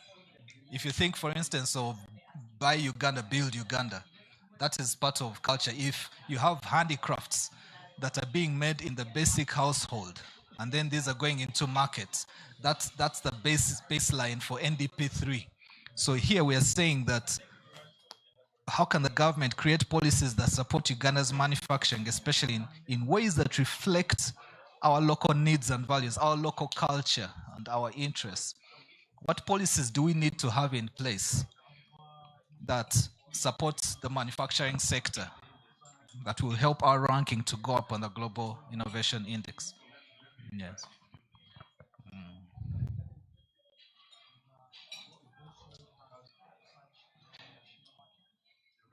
By way of thinking through this, I've given the first example being Bubu, build Uganda, buy Uganda. So that's one policy that is supporting our local needs and values. when we say that my Jaja in the village knows how to make a chibo, that she has grown up knowing how to knit and come up with all sorts of designs. But now we need to think beyond her just making this piece of handicraft for the sake of her children, but to put this in the market in a way that it will support the local economy and the country as a whole. So that's our thinking in line with that. Speak through the microphone. I think the first issue we need to think about is what is the problem with manufacturing? Is it because we don't have infrastructure to manufacture, or we are outcompeted by those who are manufacturing and we don't know where we have a competitive edge? What is it that we suffer as a country in terms of manufacturing? Everyone understands that we need to build a manufacturing base to create jobs and all these kinds of things. So what is the problem related to that goal that we need to address? Because if we don't highlight the actual problem and deal with it, then everything will be a problem. And you try and intervene and create a policy that does not solve anything, but seems to be everywhere. I think, and then the other aspect is prioritizing all the problems you've highlighted. You can't solve everything. We have to decide if we're going to do manufacturing, which areas should we invest in to build that capacity or to address the challenges we've highlighted. Which problems, not all the problems, but which particular problems do we set out to focus on to be able to address the issue we have highlighted. And the final thing is to believe in Ugandans. Many people believe in FDI. Is it FDI, Foreign Direct Investment, FDI? But I think as Ugandans, we have what it takes to develop our country. For many people, they might come here, yes, as investors. Yes, they will look at our country as an investment destination. But for us who are in Uganda, this is our home. So we are developing our home. And I think we need to see how we can focus our priorities to support indigenous, local, and Ugandan innovation. And it's good to import the technologies. It is good to learn from others. But the priority in terms of who should we should focus on should be Ugandans. Yes, so Gilbert has mentioned a very pertinent points. First of all, what is the problem that is preventing the manufacturing industry from thriving? But then when you've brought out also the challenge of the local position, I thought about an advert I saw yesterday, or okay, not an advert, I actually just saw a flyer for a movie that is going to come out called Luwum. And this is a Ugandan movie about the life of the late Archbishop Luwum. Now, try and think if you were to walk into, they call it Cineplex. I haven't been to the cinemas in a long time. Cineplex. And there's this poster for Luwum, and then there's a poster for, I don't know, Fast and Furious 10 or Harry Potter. Most Ugandans will go and watch the Hollywood movie and say, the Ugandan one, you think twice before walking into the cinema that's showing the Ugandan movie. So we have to ask ourselves why. One of the reasons probably goes back to poor marketing by the Ugandans, but sadly as it is, the quality of our productions is also lacking. The quality of these movies as they produce them. But do you blame them again? Because they're using poor quality cameras. That's what they can afford. The very expensive cameras, which should give them a better quality, are hard for them to have. So there's a famous Ugandan director, it's called Matt Bush. He's the one behind the new movie Luwum. But what they can afford leads to what they produce. How can we help them? That goes back to what we're discussing, the manufacturing. What is in the policy that's missing that we need to address for our local manufacturers, our local film industry, the Chira Motors and all those others?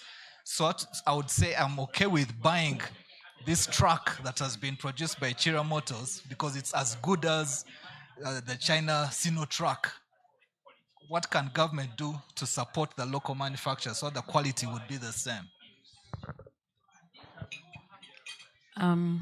So my thoughts are, if we go back to the basics. So when we were in school, we used to learn something called factors of production. Don't know if you remember them. So we had things like land, labor, resources, okay, financing, which now we call financing, and then the market, where you're going to sell your market to. So I feel that along the way, the foundation has become faulty, and that's what's affecting us. So that's where the problem starts. So if you're to push for production, are all your factors in place? Do you have the financing or access to financing to support the production that you want? Which is one of the biggest issues actually for any kind of production or manufacturing. Financing. Our capital is very expensive. It has been commercialized. So it only comes through commercial banks mainly, or a money lender, or you have to sell some assets to be able to capitalize. But you're kind of going in circles. Then labor, of course, when you go back to the basics, then land, and then the market itself. So when you look at the markets, starting from the local markets, and that's what you've said, the local markets, are they well educated? The mindset change, yeah? Because even Bubu is struggling now. People still prefer China. Maybe it's pricing. There are a lot of things. And then also our products getting to the region, which is our first export market. Out of Uganda, we have easy access. East African community is really our low-hanging fruit. We are about now at 300 million or so in the East African community. That market. Then now we have markets that have opened like after the African market as a continent. And then you look at now the international market. So you find even access to market, people have not producers or manufacturers have not been well educated to which markets to start with. So someone produces and immediately they want to send to the international market. And then you find there are standards that you have to meet. Just food production, tomatoes. They'll tell you that tomato has to look how before it enters Europe, what. So people end up just meeting those standards. Then you have to get certifications from some international organization. You have to pay them money. Then you have to, then they are middlemen because you want to access the international market. But you have a local market. For example, agricultural production. You have an East African market. You have an African market. Before you can even think international. And all those markets have people ready to take, like agricultural produce, whether it's textile produce, whether it's even creative produce, our books, things that you can sit down and produce. So for me, my submission is, in terms of policy, the policy makers should go back to the basics and say we are promoting, or we want to promote manufacturing, but are our factors, simple. I wish they could take like those simple, was it agriculture or science? They made it so easy for us. We even used to sing it, factors of production, land.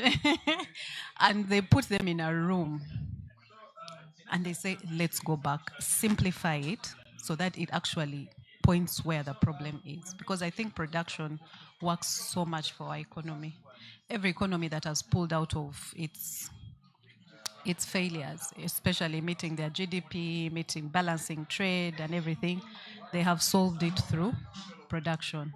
China, Singapore, all these economies that at one point were like us, without production, you can't. Yeah, so that's my submission.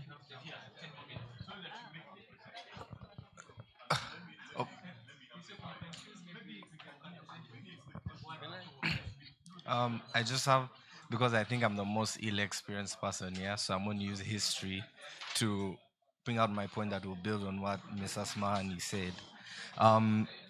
I think on a policy POV, the factors of production that are most important for countries that are devastatingly poor is human capital, because human capital has a multiplier effect in investment into human capital. So when you look at the economies that she's just mentioned, Singapore under Lee Kuan Yew, China under Deng Xiaoping, when you look at Taiwan, the UK in the Glorious Revolution, there was an emphasis on maximizing human capital, because what that does is, one, it increases the amount of innovation that happens in an economy, because people have the ability, they have the technical know-how of the fundamentals that drive innovation.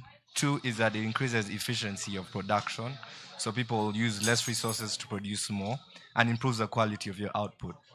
So when you have high quality, it's not hard to market high quality, because it will speak for itself. Good wine needs no bush. So I think in driving the policy question, there is a fundamental requirement that part of the things that is emphasized is increasing human capital, because for a small nation like Uganda with 30 million people, there's not so much we can do in terms of becoming low cost production like China, because they have very many people. But if you have high quality human capital that produces the kind of work that can have a premium on it, then it fast tracks our ability to even market on the international market, even on top of having the domestic market that we've been talking about.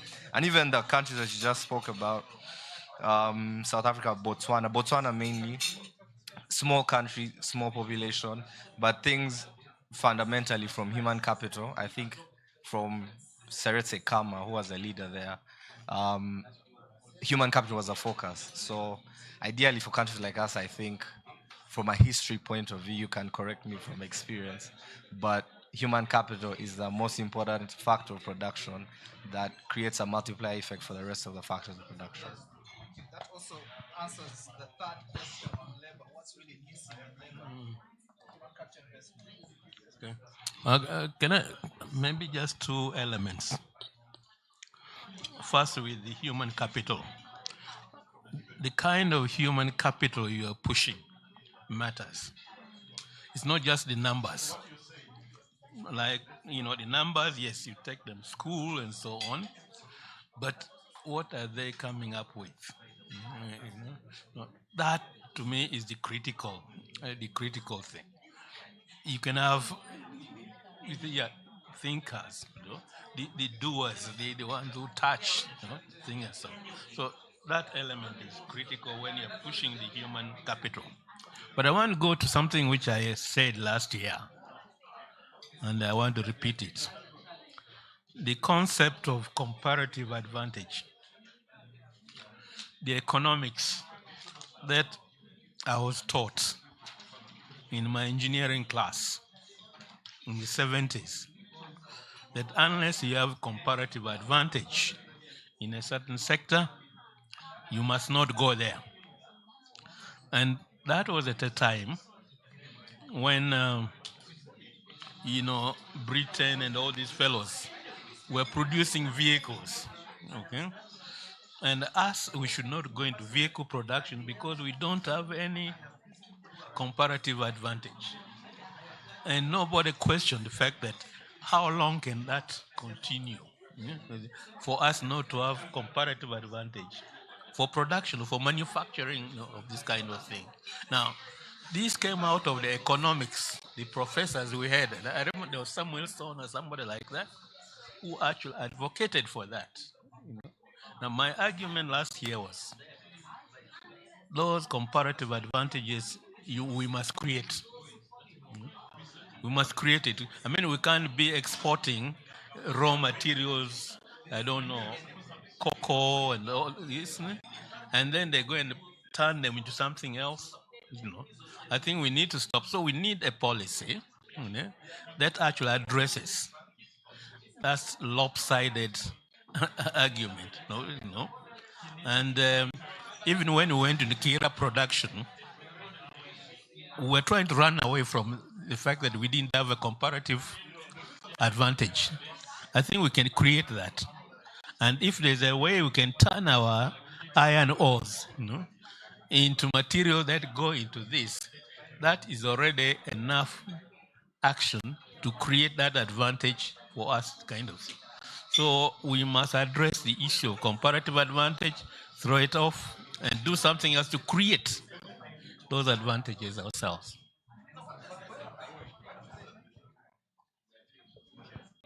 Okay, thank you. I want to jump to the second question on infrastructure development. What key infrastructure, power or transport, does Uganda's manufacturing sector need to grow? How can we ensure that this development respects local communities and their heritage?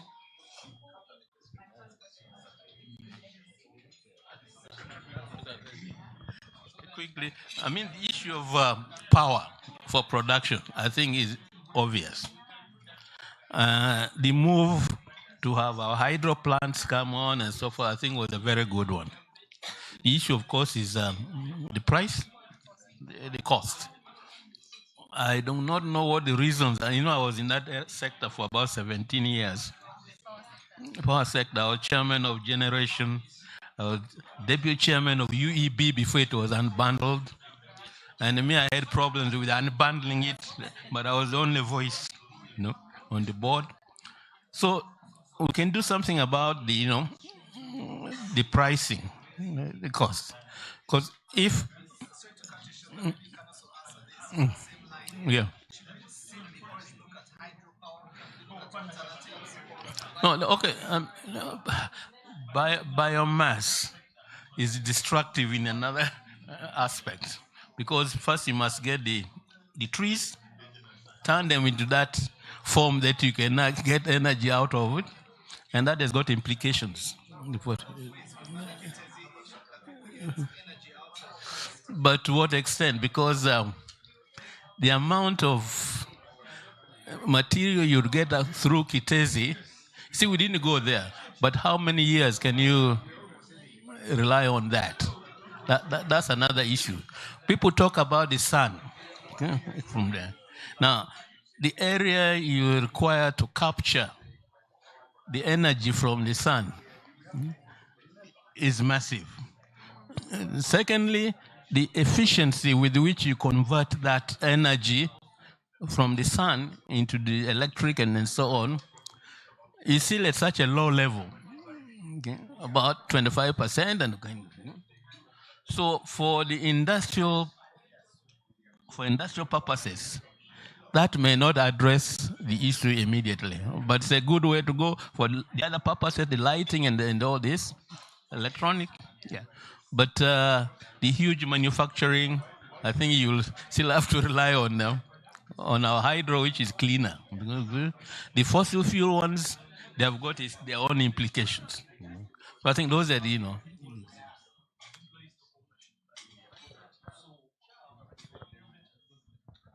Maybe to add on the other area of infrastructure in addition to power, I think as you industrialize, there are certain base industries that you must have. For example, if you look at steel and iron ore, there is no manufacturing until you have adequate quantities of steel and iron. And it's a basic. Professor here will tell you that when Ford started out, they had soil packed at the beginning of the factory and a vehicle coming out, because you had to have steel, you process it, then to produce everything. So if we are to build any manufacturing, you need any type of industry will need some level of these metals. So having those basic industries, steel, if you are looking at textiles, maybe that's another area. You can look at cotton and these kinds of things. So we need to think of those basic industries, and we invest in them. They might not make money, but in the multiplier effects, I think are considerable. Kira would need steel. Everyone who's setting up any factory will need some kind of iron or steel.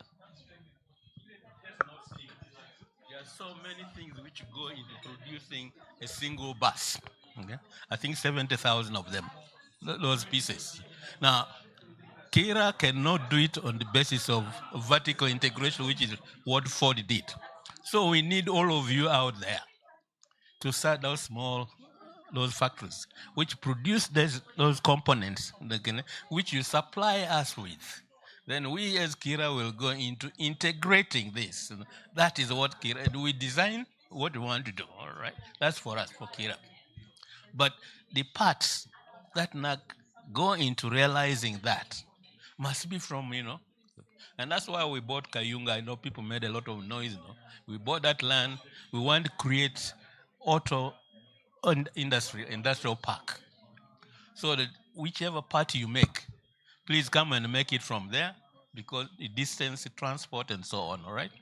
So that is what we would like to be done,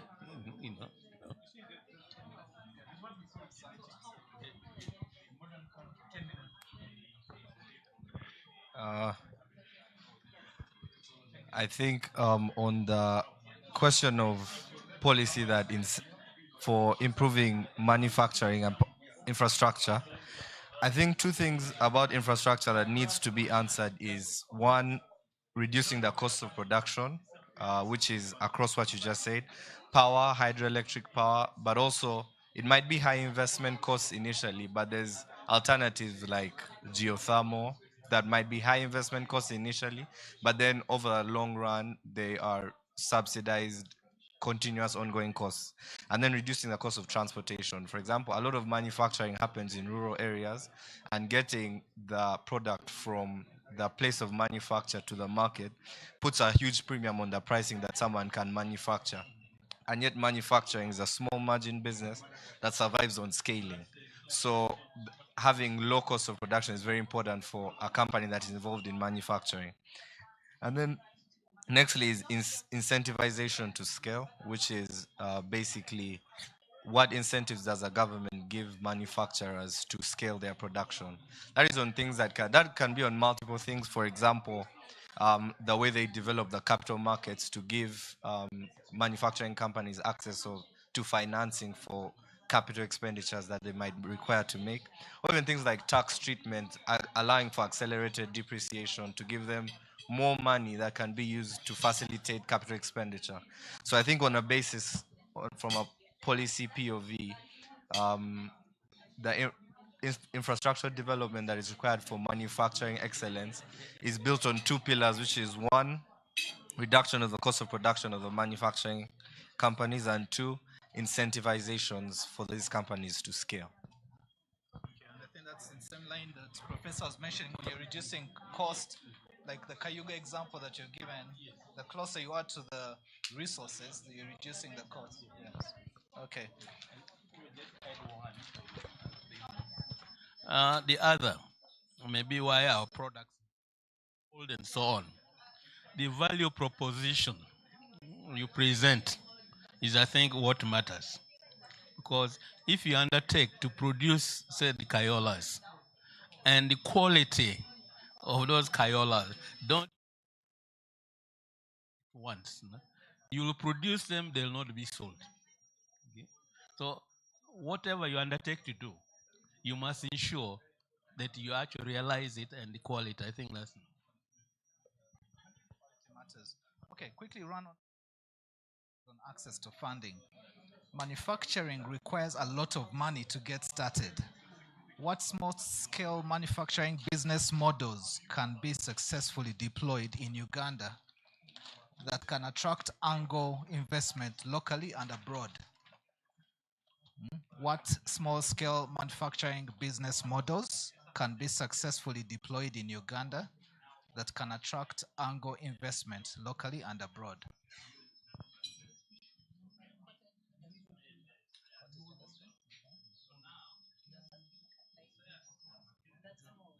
Yes, small scale. Yes. where do you get the money from to build a cottage industry? No, like what business model? Small, yeah. What model you deploy in Uganda? Exactly.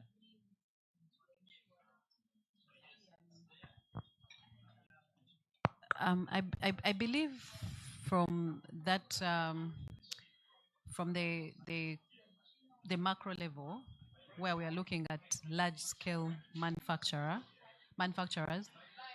those models can be scaled down to fit into small-scale manufacturers. For example, a cottage industry where it's very popular in economies like China, where you find that people manufacture things in their homes. You know, people always joke that most of these phones that we have in our markets, the 5 SIMs, 6 SIMs, they're usually like children's projects at school. But because China has moved to support their cottage industry, those products are actually able to get out of China through small scale production and go out into the market. So I think that we can adopt that model. First of all,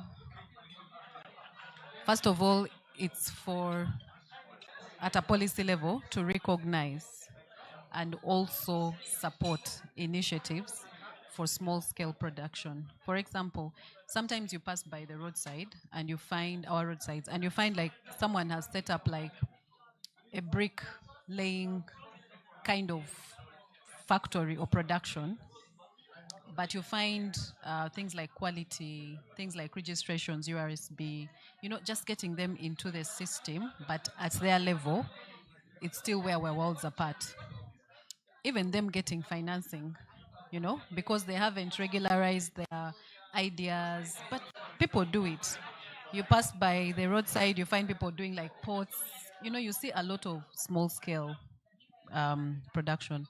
People's homes, you find people are creating a lot of things. Especially I've seen people do a lot of home farming, these days, vegetables, all those actually, if supported with the right models. And the models look like we can recognize you from Registration Services Bureau, you are business, you're in this category, from, again, the factors of production, from funding kind of perspective, from labor kind of perspective, and also market. So how do you access market for your small scale produce? Yeah. Do you say you're limiting it to the region as Uganda, or if someone is producing like his bricks in Mbarara, his market is in Western Uganda and it's there, but he still has a market.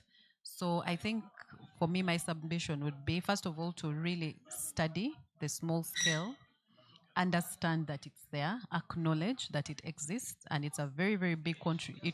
It has the potential to become the large producer. These are baby steps, but people have to be recognized and supported. So you don't have to, taxation especially. So you find someone wants to regularize because maybe they want to go even in their like circle to get like a loan to support like their bricklaying business. But because maybe they have not registered their business, they can't even access that kind of funding around them. And then when it comes to tax, when you find URA's taxing system, they will put you under the small business category without even fully understanding what are you doing. So then you find you're supposed to pay your, what's that tax called? That the tax they pay before preemptive, whatever tax,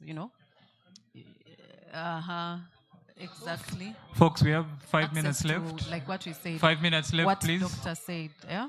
How do you access materials to support you within your same value chain? So I feel like, yes, policy level, also people to be encouraged a lot by being recognized, and then just have a value chain system run through that whole system. Points. Let's quickly run to the last question. Partnerships and collaboration. What kind of collaboration can strengthen the manufacturing industry and reflect the spirit of community building in Uganda? What kind of collaboration can strengthen the manufacturing industry and reflect the spirit of community building in Uganda?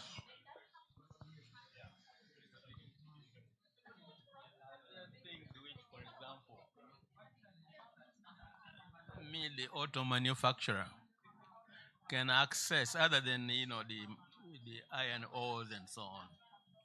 I saw a video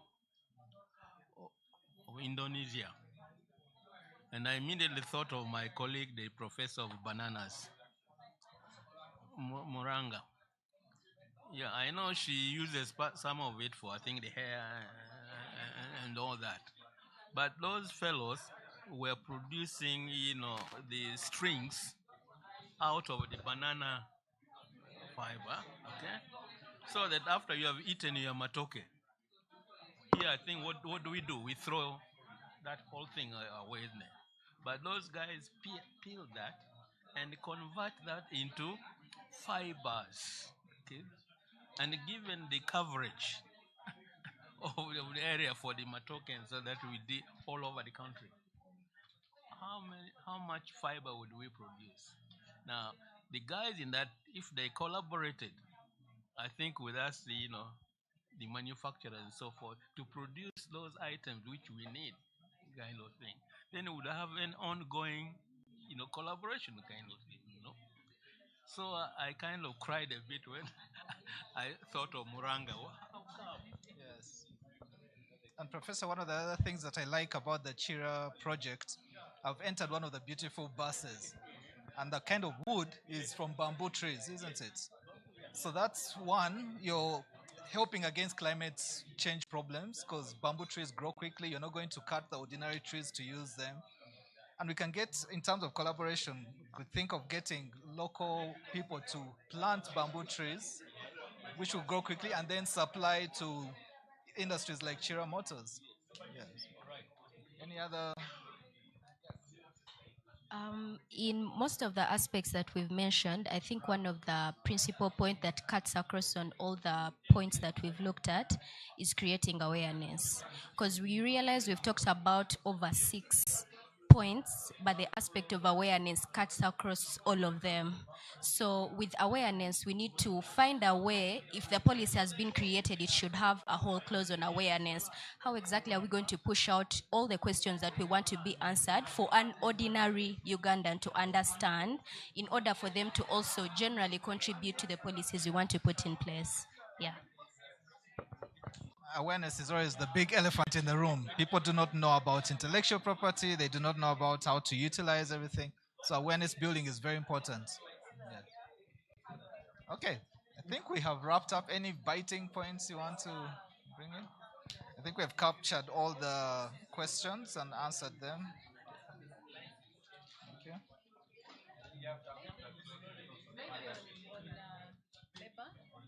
Reba, yes. Okay, I think we are done. I think we are done, guys. Skills are missing. Yeah. Okay, I've been reminded midday, so there's 1 more minute. All right, go ahead. The skills building, but even awareness in terms of the people who work in the various industries, understanding innovation and how to protect the innovation. They're so good at releasing innovations, but do they think about how to protect them? So even in terms of labor, that mindset needs to be presented there. And how to transform what they have produced to the market. Yes. We're good at innovating, but is what we innovate what the market needs? Yes.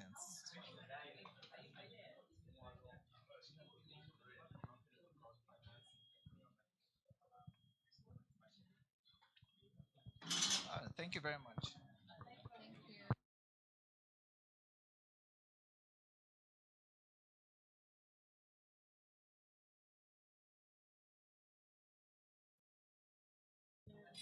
Okay, guys.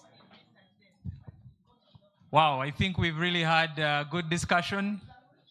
I can see each of the table hosts. I'm seeing Professor Kakwaza here nodding. Your table was on fire. All right. So it's time for the plenary.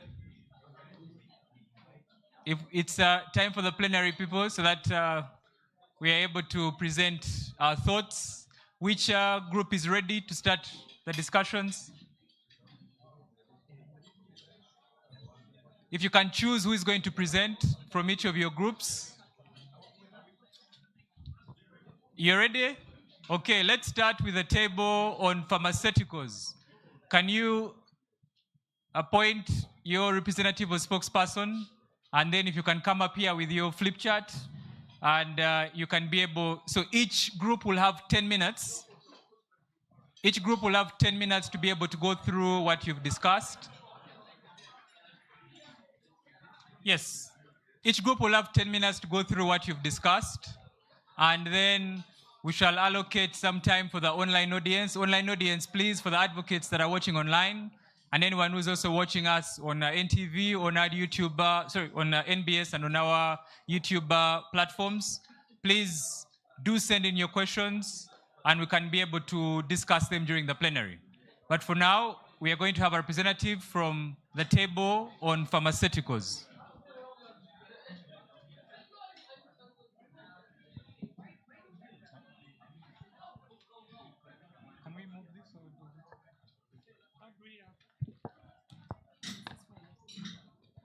So Ethos is the one that has helped us put this event together. And I see PC here helping us with the flip chart.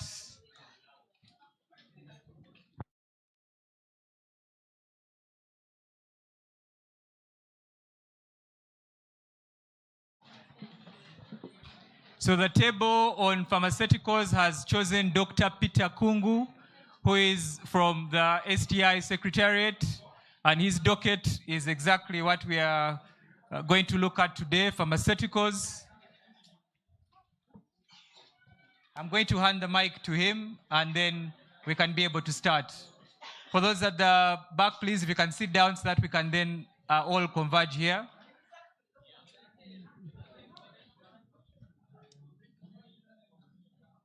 Mr. Justice Karanga, I think you already sent a representative here. I think now you're functus official. For Geoffrey at the back with Kara, if you can please settle in. I'm going to hand the mic over here. Maybe we can be able to put, I don't know if we can move this somewhere here so that the audience can be able to, yeah. Do we need this light here? Because now we are going to come here. If this light can move.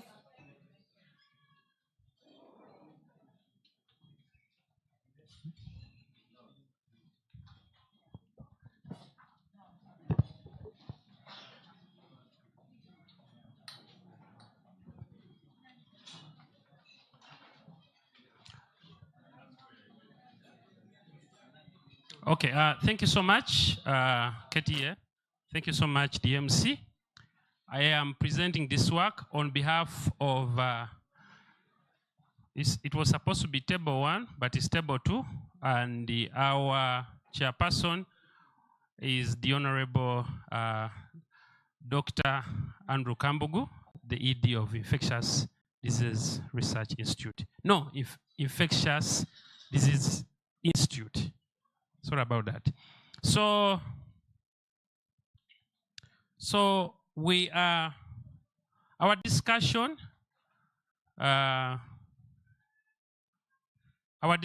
was targeting basically the pharmaceutical industry, and we dissected the policy hurdles that are surrounding the pharmaceutical industry, and we found out that we need to have accelerated regulatory approvals.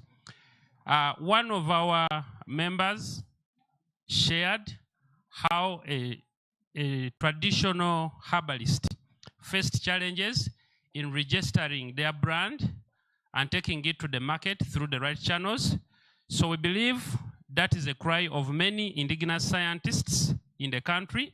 And if we can have these policies, I mean the approvals, if we can have a framework where these approvals can be accelerated, then we can have a lot of products on the market.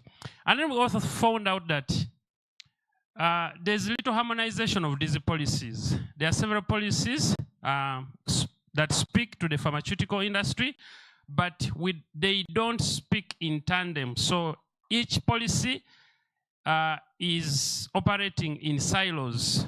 and you find agencies with different mandates and operating in silos. So we need policies that can harmonize the pharmaceutical industry. And then we also found out that we needed to incentivize the indigenous scientists in IP protection and commercialization.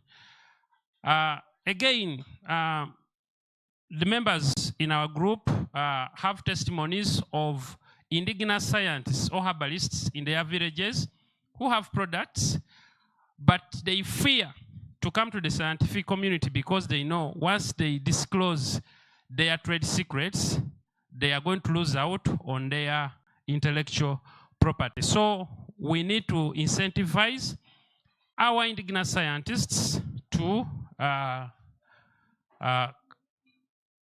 come up. And then the infrastructure hurdles, what needs to be done to provide a qualitative relief in terms of infrastructure. So we agree that we need to regionalize or build what we call central facilities. And of course, as STIOP, we are building our ship as we fly. We have taken on this, and we have some of the regional facilities. We have one in Usitema, and as we speak right now, one of the products has been undergoing a clinical trial, and if the results are successful, we are going to hit the market. We also agreed that we need to have research and development centers across the country. The government of Uganda needs to deliberately build infrastructure that can enable scientists all over the country in different institutions to enable scientists to carry out their research and developments on these probable products. We need quality control labs. You will agree with me that we have a lot of products on the market, but most of them fail on the aspect of quality. So if we have these regional products such that a scientist doesn't need to move from Chigezi to come to Digal, where we only have our quality laboratory, but if we took it maybe to Chigezi, if we took it to Arua, our scientists or indigenous scientists or herbalists will be in position to have their quality services. That's right. And then we also agreed that we need to develop a unique standardization for the case of Uganda. Most of the standardizations that we are talking about are transplanted onto us. We have not been party, or we have not participated in terms of making these protocols. If Uganda can come to the table of discussion and make their own standardization, then we can, develop some that are for the case of Uganda. And that can give us an accelerated pharmaceutical industry.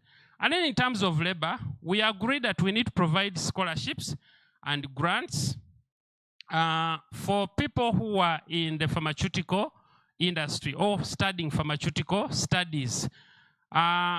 If we want a boom in the pharmaceutical industry, then we need to have a scholarship and grant that is focused on developing and nurturing, retooling scientists that are pursuing studies in the pharmaceutical industry. And then we also agree that we need to have employee stock ownership plans and then tech transfer frameworks.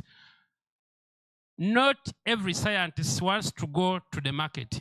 Some scientists just want to focus in the lab and have their ideas. So we need to have tech transfer innovation hubs or innovation offices where scientists can come and then sell out their idea and then have people in the pharmaceutical industry buy the ideas or innovations, and then the scientist goes back to the lab to develop more innovations. Under the market access, there's a stringency in terms of market regulation. We also agreed that there are high production costs, then weak brand recognition in terms of the market. Our local products have weak brand recognition, and I want to thank Unipod because they have a marketing department. And then we also discovered the challenges in the distribution channels. For us, we support, as STI, we support some of our indigenous scientists in the country, the famous Kazires. We are supporting them. As we talk right now, we are supposed to be having a clinical trial on the famous drug of Covidex, which is a very, very good thing.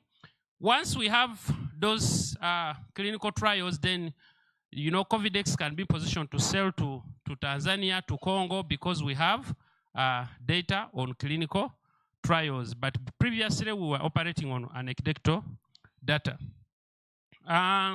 We also agree that there are government procurement policies that are stringent. You will agree with me. Every scientist or that wins a grant and they are attached to an institution, the procurement process is really cumbersome. You are conducting an experiment, and then you want reagent X, and then you find out that for you to put in a requisition for reagent X, it will take months for you to get what? But this is an experiment.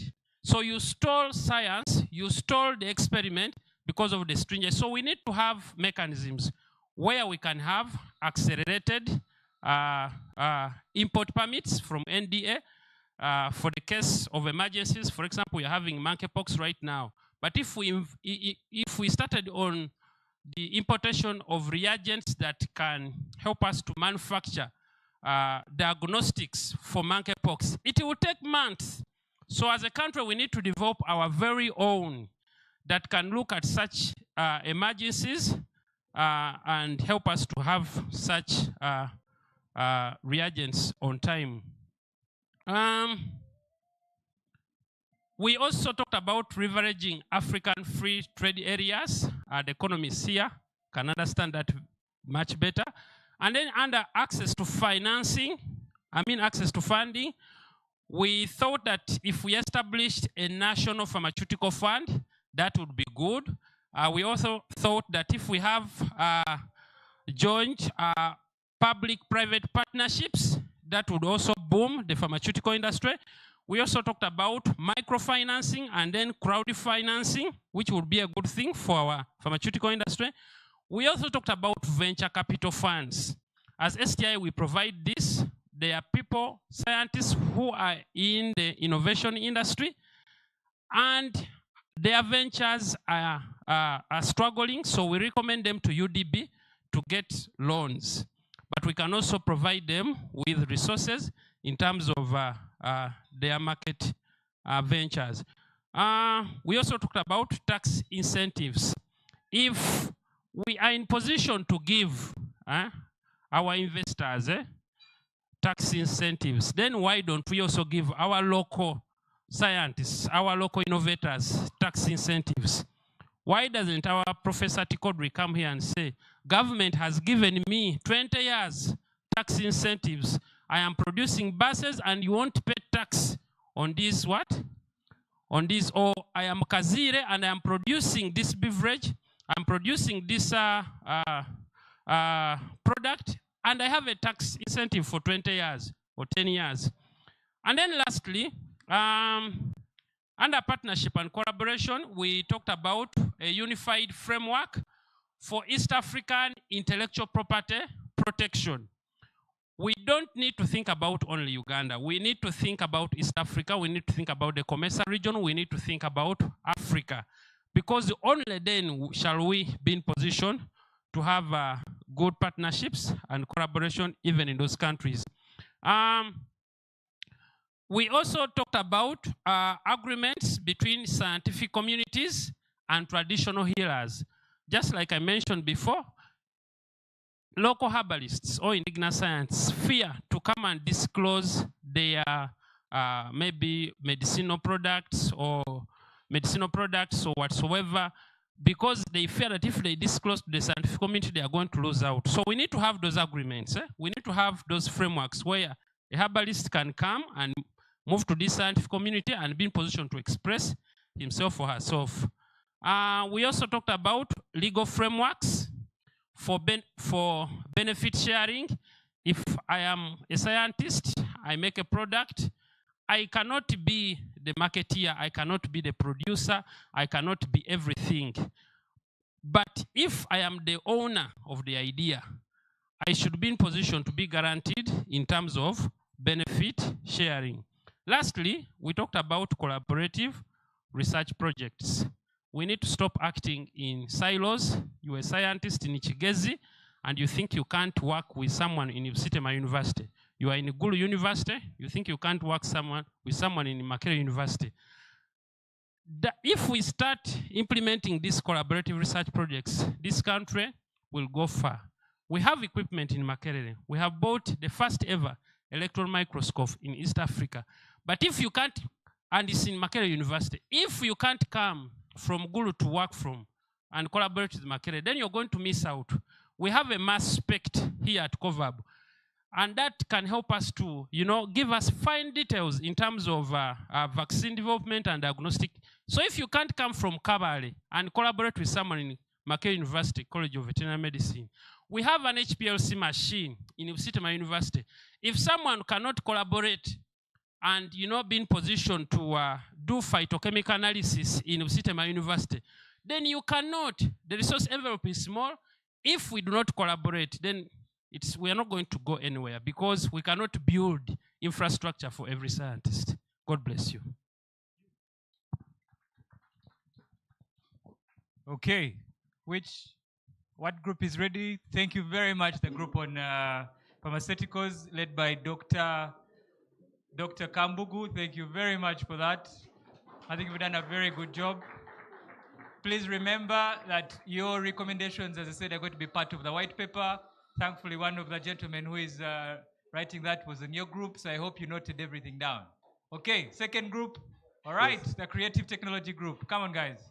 10 minutes, please. Kenneth, as they're coming up to the stage, I noticed that they make a very important point on tax incentives. The Honorable Minister for Investment the other day was pitching a business idea to Indians and Chinese and saying, if you come to Uganda, we shall give you free land. I don't know who is giving them the free land, but I think she means government. Then she also said we shall give you tax incentives. But I don't hear any of that being proposed for some of our local investors here. I think some of our representatives here need to take back that message, that it's better to invest in our locals to make sure at least we also teach some of these things in high school. Imagine being able to learn commercialization of agriculture in S3, so that instead of learning the Latin names for some of these plants, we decolonize and we learn the local names, and then we also proceed to do that. Wow. I think that's a very, very powerful presentation. So now that we have the team on creatives, please take the floor. 10 minutes. Great. Thank you so much. First of all, I would like to say this jacket was made by a Ugandan creative. And to be honest, we're actually losing our creatives because this guy, 2 years ago, moved from Uganda and went to, I think, Norway to start working in like a furniture business. So as much as I love this jacket, I cannot get another like it anymore. So by coming up with all these recommendations, I think will definitely solve some of the problems that creatives face. So today we're a mixture of both the legal and the creative side. So I have the legal side take the first step.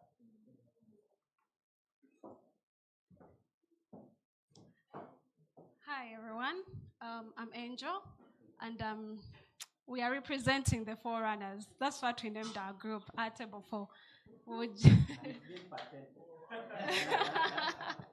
So we'll go right into it. Under policy, just a minute. So under policy, the question was, what changes are needed in Uganda's laws to help creative tech businesses protect their work and ideas? The very first thing that our table thought that is imperative is to have a clear definition of who a creative is. Why? Because there is no way you can help someone that you have not yet defined. You need to have a scope that includes all the creatives and also be able to define them in a way that is understandable both in the Ugandan setting and internationally. That is number one. Then we also looked at localizing of IP law. we need to have laws that are going to speak personally to the individuals and to the industries in Uganda. Our former representative, the representative of the minister, Council, Senior Council Chirunda mentioned that most of our law is an import of foreign law. And this has obviously troubled us because we have failed to enforce it within Uganda. They are able to enforce it because, well, they are their creators. Now, we imported the same and we have failed to enforce it. That's why localizing it is going to be able to help us enforce what we have been able to creatively tailor for our industry. Secondly, it talked of how can these policies safeguard Uganda's rich heritage. We very well know that Uganda has a very rich heritage. We can also see this from the products we produce. We are some of the best producers of coffee in Uganda. In one of the conferences I was at, it was mentioned that our coffee is not patented, yet it makes the best byproducts, right? It makes the best coffee that is really consumed on an international basis. So we need to, first of all, identify our cultural heritage. We have to identify what we consider rich within our country. Upon this identification, we then have to go ahead and protect it with the various laws that are there. Then the other that we looked at was redefining IP in Africa, meaning I think this goes hand in hand with the cultural protection. We need to be able to redefine what we consider as IP. Then the borderless protection of IP. In Uganda, you realize that the very many IPs that are registered are actually not protected. Okay, yes, the protection is there in our papers and everything, but when it comes to the actual enforceability of that protection, it's barely existent. And our idea was this: if you could have a form of understanding nationwide, countrywide, even continent-wide, that could recognize IPs that are registered nationally on an international basis, then there we will have the creatives having the space to compete globally, right? Because now you're talking of IPs that have been recognized on an international basis. And furthermore, IPs should also be considered as assets. Very many creatives find a problem when it comes to commercializing or even scaling their businesses simply because IPs are not considered as assets. We need to reach a stage whereby a creative can go to the bank and present their IP documents as security for a loan. So unless and until all these laws and policies are redefined, all this is merely a wishful thinking. So yes, that is me from the policy, and I would like to hand over to a colleague of mine, Patricia, to deal with the infrastructure bit. Thank you.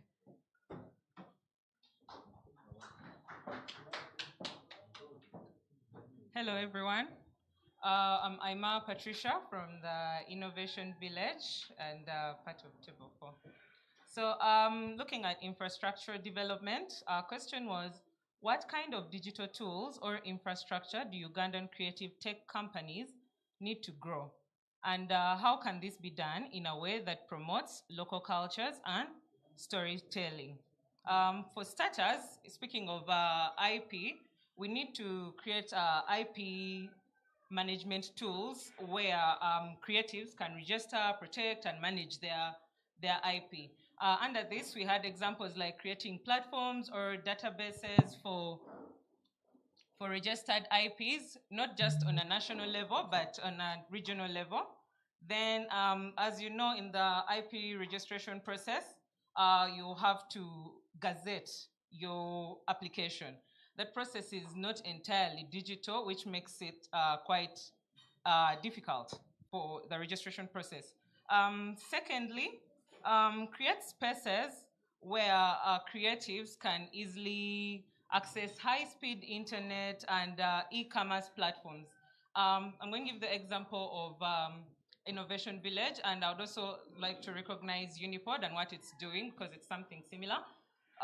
We have created spaces where innovators can come, sit down, brainstorm, have access to high speed at Innovation Village and Motive at a subsidized cost. We also had making IP protection borderless.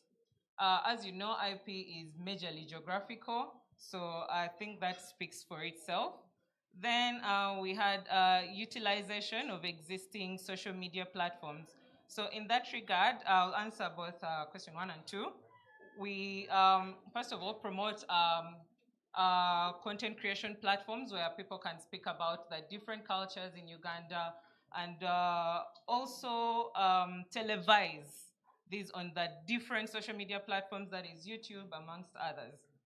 Then lastly, create hubs where individuals can access affordable legal services, such that from the onset of starting their businesses, their stories and whatnot, they are able to have affordable services onto IP registration, investor preparation, amongst others. I'll hand over to my teammate.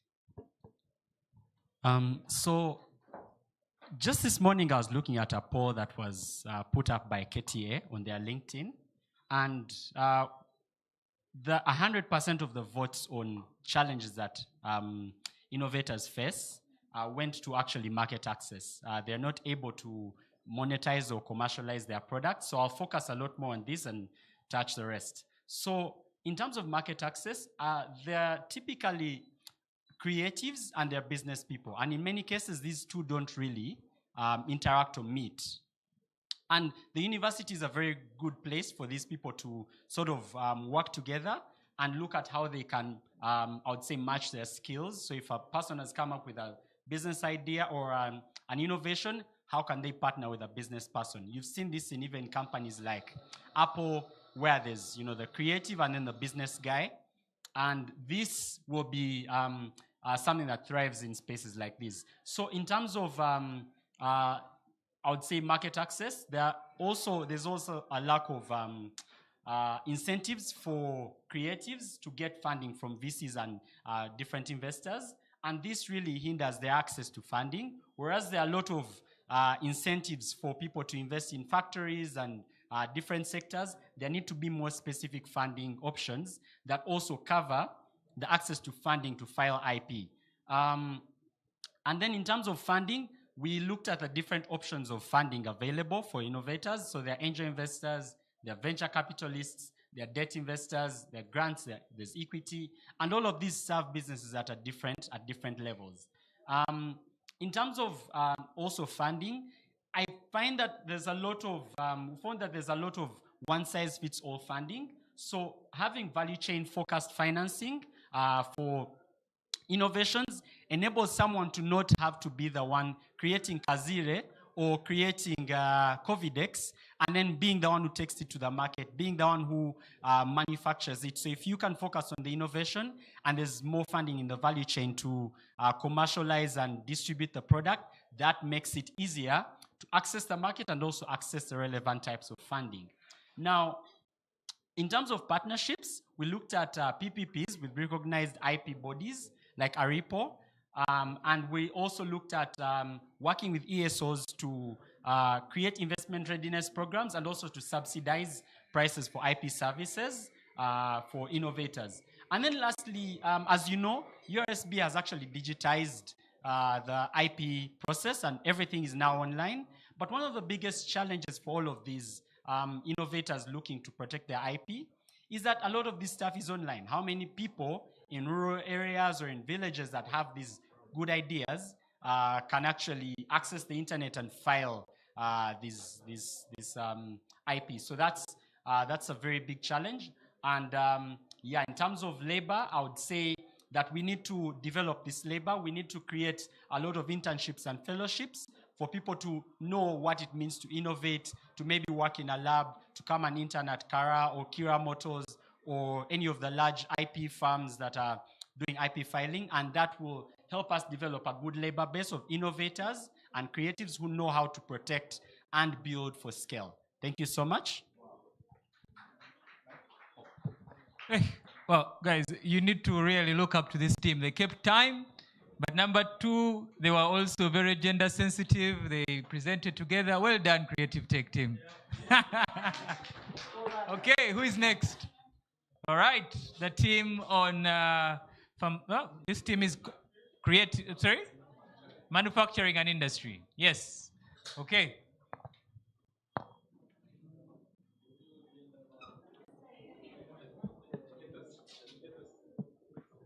Geoffrey, if I remember, you said something about angel investors. Yeah. Maybe you need to define, you know, not the entire room is Gen Z here. Yeah.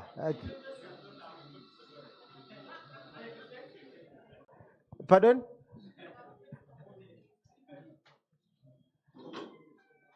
Angel investors are not people who have wings, by the way. They are people like you and me who have a little bit of spare money that are willing to be an angel to a person with an idea, to provide not only funding, but also to provide some support. So one of the angel investors, I'll give you a very simple example. One of the angel investors that first invested in Kara was a guy called Geoffrey. Total coincidence that we have the same name, but he worked at Tesla. He understood electric mobility, and I'm building electric bicycles, so to him it made sense. He knew how to support me. He provided a little bit of funding, but he also provided guidance and networks. So he helped me find a CTO. He helped me, think through the idea, but also provided a little bit of money. It wasn't a lot, but it helped us get through the starting blocks. So that's what you'd call an angel investor, pretty much. Thank you. So any of you can be an angel investor, by the way. Okay. By the way, please, this session is also for networking. So we have, this room it's very rich. This room is very rich. I hope you get to know each other. I hope as you're talking amongst yourselves, you also cross across tables. You may find an angel investor sitting this side or that side. So please do interact. Okay. Okay. Okay. All protocol observed. Good afternoon. My name is Nachthiowa Hasfa. I'm a lawyer, and I'm also one of the rapporteurs for this event. I had an opportunity to sit on a table that had very great minds, and since the innovations team also came up with a name, we decided to bring more fire, and our team is called the Elite Producers. So we are table 2, and we are basically dealing with manufacturing and industry.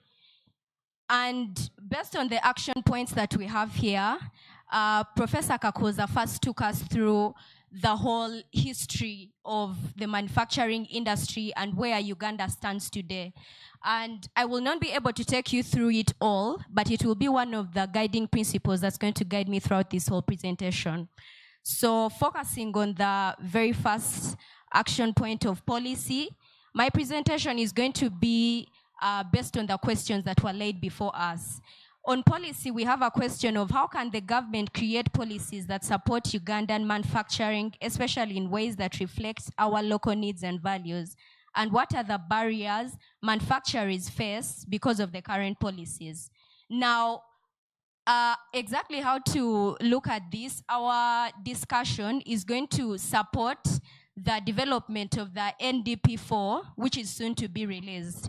And some of the factors that we took into consideration on the aspect of the policy was to look at the key areas that we can look at to support the NDP4. The first point being, when we analyze the problems, first of all, that are facing the manufacturers in Uganda, we discovered that the biggest problem is we needed to look at the problem and also how to exactly prioritize the problem. So we said that before we look at the solution, we need to understand what the problem is and prioritize the problem, because at the end of the day, you cannot solve each and everything. Then we had in an example of how exactly we can put out forms of advertising. And we also had to look at the incentives that can be used in order for us to contribute to this policy. So the other aspect that we pointed us was that we need to look at factors of production. We had to go back to the basics of science, where we had to look at land, labor, financing, and marketing.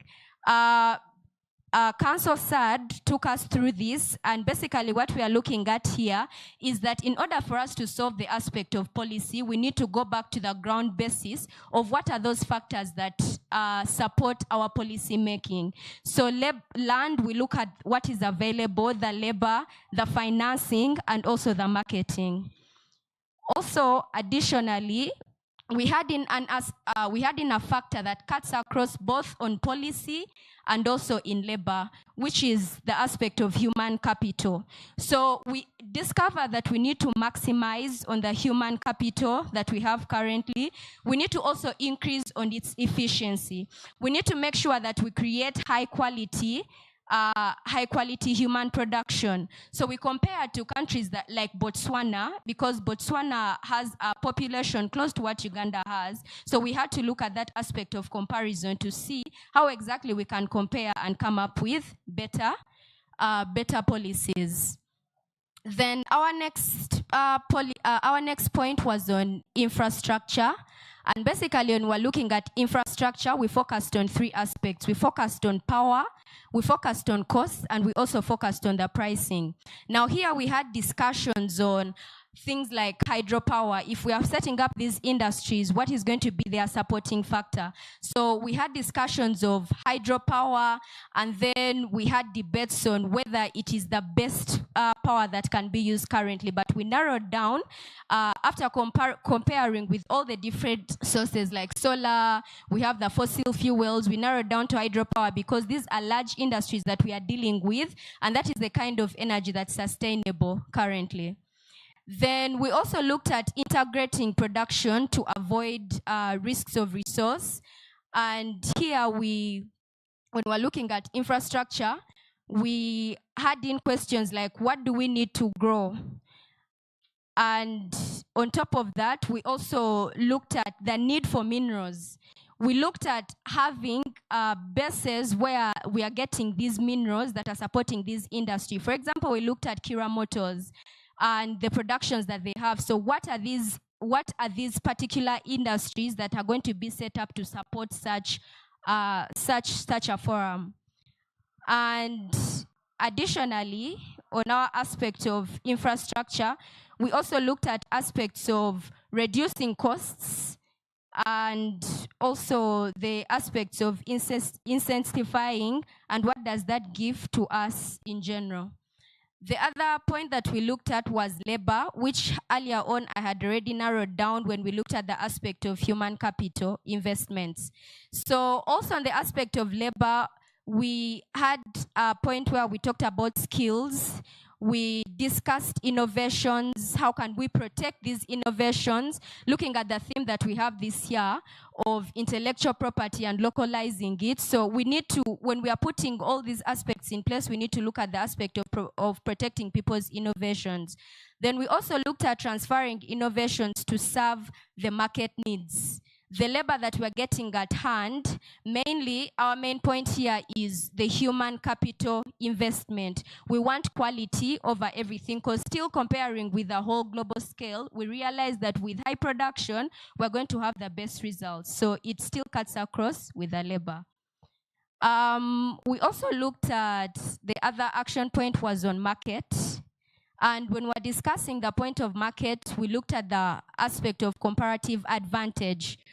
And when we're looking at comparative advantage, basically we say that this is the basis of everything. Without comparative advantage, nothing can move forward. And we also realize that in these sectors where comparative advantage does not exist, how then do we create it to support us to move forward? Additionally, we also looked at the fact that we need to value prepositions, we need quality control, and an assurance of products. So we compared with the local market, the region market, Africa-wise, and also on the global standards. Where exactly do we stand on this comparative advantage? And that is one of the things that's going to contribute to our market access.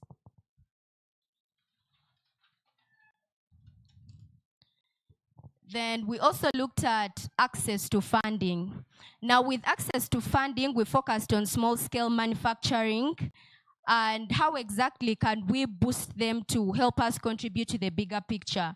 Now here we looked at the basic problems that the small scale in Uganda faces, one of them being the fact that they lack funding. Some of them struggle with aspects of registration, and some of them don't even know the people to access to get this funding. So we need to first resolve the problem of boosting our small scale industry so that later on we can bring about the big picture of the whole big manufacturing industry. So we looked at different means in which we can boost the small scale industry, some of which include tax incentives, which were already earlier discussed, but we realized that with the local market, we need to put up such tax incentives. Number one, to encourage people to produce and to also enable them develop their businesses so that at the end of the day, we can manage to tap into that for the bigger picture. Then we also talked about the supporting the scaling up of businesses in aspects of registration, financing, which later on, when we're talking about financing, we looked at examples of venture capitalists and so much more. But before we delved into all that, at the end of the day, we wanted to first focus on this small scale industry. How exactly can we boost them before we even start asking for the funding? And then finally, we also looked at partnerships and collaborations. And with the partnerships and collaborations, one of our main partnerships and collaborations was actually with the local resources, the local market, partnering with them, because at the end of the day, these are people who are going to produce, and they can also be the market that we need, and they can also provide the funding. Then we also looked at, with partnerships, we scaled it down to the point of different industries need different partnerships. Kira Motors cannot get the same funding as maybe a movie producer or a director who's coming up with a movie. So we have to first identify what type of industry are we looking at and which people do they partner with. We actually had an interesting example of an Indonesian group of women who are using the matoke plantations to make that fiber, those strings of fiber. And so Professor told us about how in Uganda we plant a lot of matoke all over the country. So a collaboration that would be great, maybe as an example, would be our Ugandan industry in relations to that, partnering with forums like that. So with partnerships and collaborations, we narrowed them down to the different industries that we are dealing with, and for them to tap into the collaborations with other industries, either within East Africa, Africa, or globally, in order for them to expand. Then we also really focused on the aspect of, if we are done tapping into the local market, how exactly can we also benefit from the East African community? Because we are part of the East African community, and it's also one thing that can boost us on all the action points that we've looked at today. So in summary, we discussed a lot, but those were the main points that we brought out. Thank you. Wow, thank you very much, Team Manufacturing. Well done, Professor, for leading the discussion. Actually, the two professors. So it's a very heavy table. Okay, last but not least, who is going to present on geographic? Yeah, I was hoping to see Carol Chaze here. But yes, please. Come on and take us through geographical indications and agriculture, please.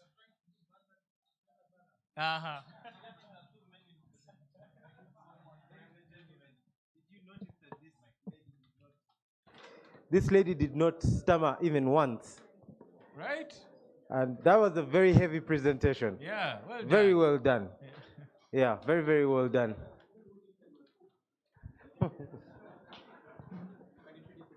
But also, just before my colleague starts, we keep saying localizing intellectual property.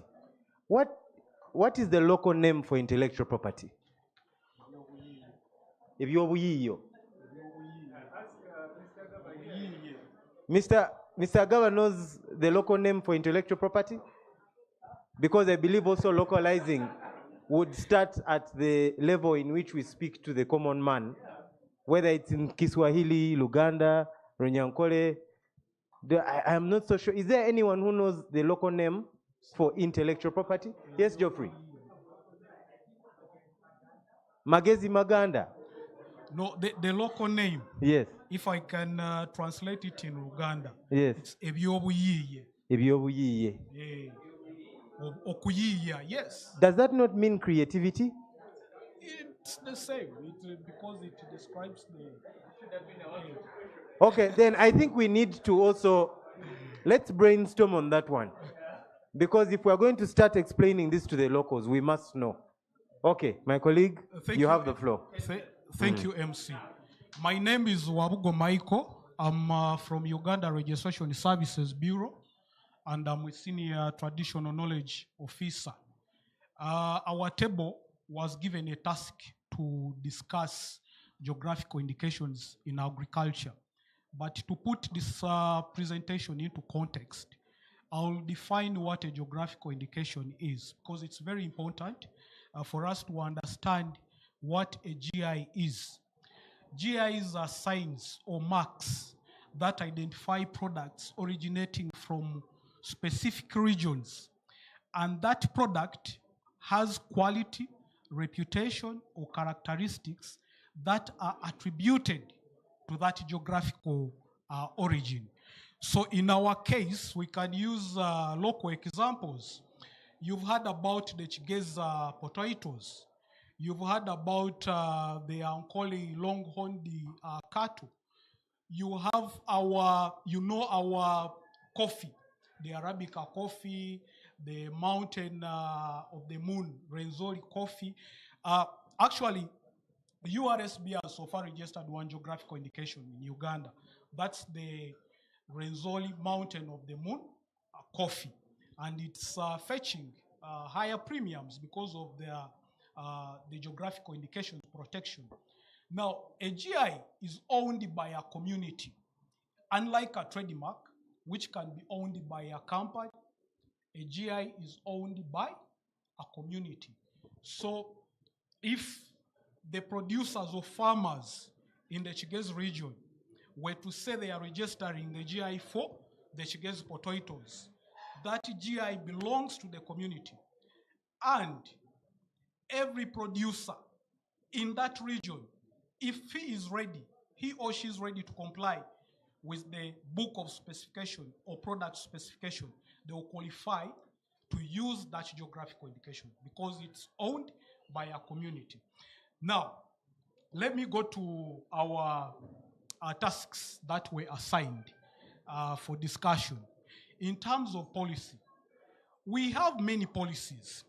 We have the National Intellectual Property Policy. We also have a law that governs the protection and administration of the geographical indication system, and that's the Geographical Indication Act. Now, from our discussion with the team, we agreed that in terms of GI protection, what can be done to improve on this protection?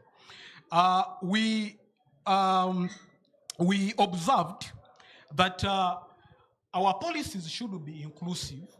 They should be mainstreamed, meaning we need to bring everybody on board so that they can participate in the geographical indication system. The other thing is about climate change. When you look at a GI system, one of the advantages of the benefits for GI protection is that it conserves resources, local resources. It actually contributes to environmental conservation and protection. So we need to see that most of these policies that support GI protection should talk about climate change and mitigation measures, because climate change, as you all know, is a reality, and we are all affected by climate change. Then the other issue was on enhanced protection of indigenous cultural heritage. URSB is working towards having a law that, a sui generis law that can protect traditional knowledge and cultural expression. So these are some of the things that we can look at in terms of, because a GI, besides the attributes of the ecological system, there are also essential aspects of technical technical, not technical know-how, the know-how, the traditional knowledge, the practices of how these farmers plant, cultivate the crops. That's traditional knowledge, and it contributes to the quality, the characteristics, and the reputation of that product, of that local product, or a product that can be protected by the geographical indication system. So we need to look at having a sui generis law or enhanced protection of our cultural heritage. Then in terms of implementation, we have many policies that are crafted, put on table, but in terms of implementation, we are reluctant. So that's one of the areas that needs to be improved. Then the other aspect is also about enforcement. When you protect a GI, you should have a robust mechanism of protecting or enforcing the GI protection. Then on issues of infrastructure development, we talked about and agreed that traceability, our agricultural products are actually facing challenges in terms of traceability. If you have been listening to the news or reading news, you know that the EU is about to stop our coffee if that coffee comes from places that are deforested or facing challenges of deforestation. And UCD is actually struggling to make sure that to beat the deadline by registering all the farmers. So traceability is an issue, and we need to develop systems that can ensure that our products can be traced from the origin. The beauty about the GI system is that it supports traceability, because the local communities or producers of such product put in place systems that control quality and also can be audited. The other issue on infrastructure is data integrity. This has to do with the data that we collect, the data that can be collected on the different products that can qualify as GIs, and how these products are actually a potential or are feasible to be protected by the GI system. Then information. In terms of information, we need to ensure that the local producers or the people who can benefit from the GI system can have access to information, registration system, how they can have their names or products registered at URSB for protection.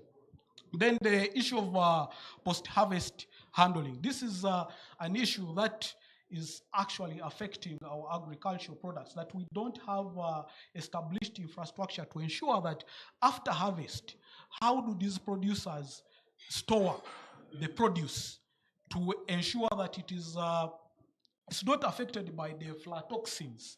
You've seen how our maize in Kenya was stopped, and different countries in the region. Then quality and audit, the GI system puts in place systems that ensure quality and audit, and those are some of the infrastructure requirements that can be developed in terms of infrastructure development. Then on the issue of human capital development, lack of technology, this is self-explanatory. Then issues to do with low level of awareness. We know that our producers or farmers don't have this knowledge. They are not aware that they can actually benefit from the GI system. URSB does the awareness raising and sensitization programs, but still we need to work around that area of raising awareness. Then preservation of cultural heritage. we need to preserve our cultural heritage in terms of human capital development. Then the governance in collective management of GIs, since this is an intellectual property asset that is owned by a community, there should be governance systems to ensure that the producers comply with the specifications or the product specifications or the book of specification to see that the qualities are not compromised. Then market access, we are facing challenges of seeing that our agricultural products access regional and intellectual, and international markets because of standards, because of issues to do with phyto and sanitary measures that we fail to comply with, because of low quality. So these are some of the things we need to work on, because the markets are there, the markets are available, but now how do we access those markets? Then on issue to do with access to funding, I can give you an example of the Renzori Mountain of the Moon geographical indication, which was registered. This was actually largely funded by the EU. Now, our local producers or communities cannot, start the process of registration and also the post-registration phase of managing the GI. Registering a GI is not like registering a trademark, that you file an application today, you gazette, and then after 60 days, if there is no opposition, you get a certificate of registration. The GI process takes some time because there are many stakeholders involved, consulting the local producers, coming up with a book of specification, managing the post-registration phase in terms of branding and marketing, and that requires money. So in terms of access to funding, it's limited, and now we need to see how we can have funding to support the local farmers and producers to see that they can have these products registered. Then in terms of partnerships and collaboration, like I've already said, the GI that is on the registry now was actually largely funded by the EU. But as URSB, we are working with WIPO, World Intellectual Property Organization. They have supported us in terms of technical support and also financial. They have trained us in terms of capacity building. Then Africa Regional Intellectual Property Organization. These are some of the partnerships that we have leveraged on to see that we can develop the GI system in Uganda. So we need more partnerships. We need the local producers or farmers to create partnerships with entities that can support them to register their geographical indications. That's my presentation. I hope I'm within time. Thank you, thank you. Actually, I wanted him to, Michael, 1 second. Can you at least in a minute summarize the current registration process for GIs? For GI? Yes. Thank you so much. Now, the registration process starts by filing an application. An applicant can be an association or a group of producers or farmers or a competent authority. Like I said, the GI is communally owned. It's a community intellectual property asset. So an individual can't come to file an application unless they are representing as an agent representing a community and they are filing an application. So it has to be an association or a competent authority, which can be like local government or a ministry of agriculture, to file that application. Now, when you have filed an application, it goes through the formality checks to see that all the requirements are there. There are things to do with, for instance, book of specification, which I've talked about, but also the application has different sections, like the name of the product, the class of the product, linking that product to the place, because the product, if it is a GI, you must show a link of the product to the place. And that requires issues to do with the scientific analysis of soil, climate. The beauty about coffee is that UCDA has done a lot of work in terms of profiling its coffees. So it doesn't require a lot of scientific analysis. You just look at the profile of the coffees and you know now these coffees are linked to a particular region. So all those documents, and then we do an examination. We issue a gazette notice. If everything is okay, then you gazette with the Uganda Printing and Publishing Corporation. It goes through a notice period of 60 days. If there is no objection, then we do a registration and we issue a certificate. Thank you.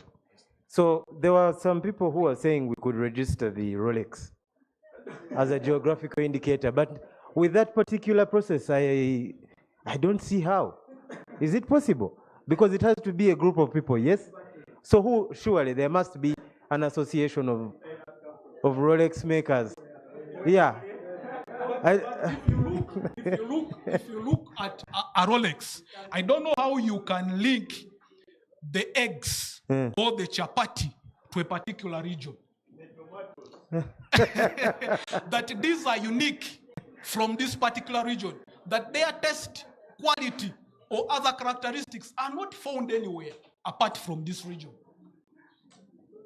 Now, those are some of the issues we need to tell our people, because everyone will, Rolex, but in terms of Thank you, thank you. Thank you very much. Wow. Guys, please clap for yourselves. I really hope you have understood why we had the session the way we had it. Do you feel it has been informative? How do you think we have also captured the ideas that we want to capture? Do we have a report? Do we have the white papers we're going to produce? JEPA team? We do? Very good. So by 1 we should have finished, but we just have Christine Mawadri, who is just going to take us through her innovation with Kutana. And then we have Kashushu, who is going to close and show us what she has been doing at the back. Can you just look at the back? If you want to leave, just please know that there's something good for you to look at the back. At least let's give Christine 10 minutes. Then Kashushu comes, and then we can close day 1 of the symposium. Christine.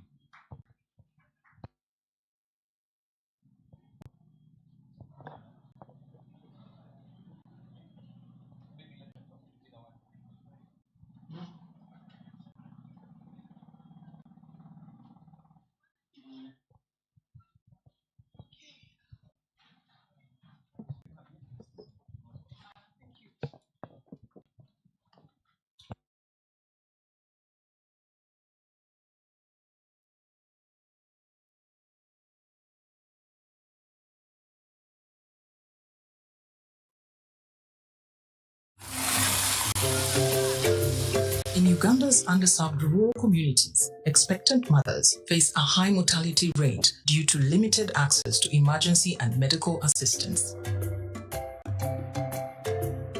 To address this, the Rotary Club of Kampala South and Taipei East launched the Maternal and Child Health (MCH) project, utilizing Kutana software to enhance service delivery and reporting to 5 healthcare centers. And these are Chikandwa, Kamganguzi, Busesa, Bukalaji, and Bushikori.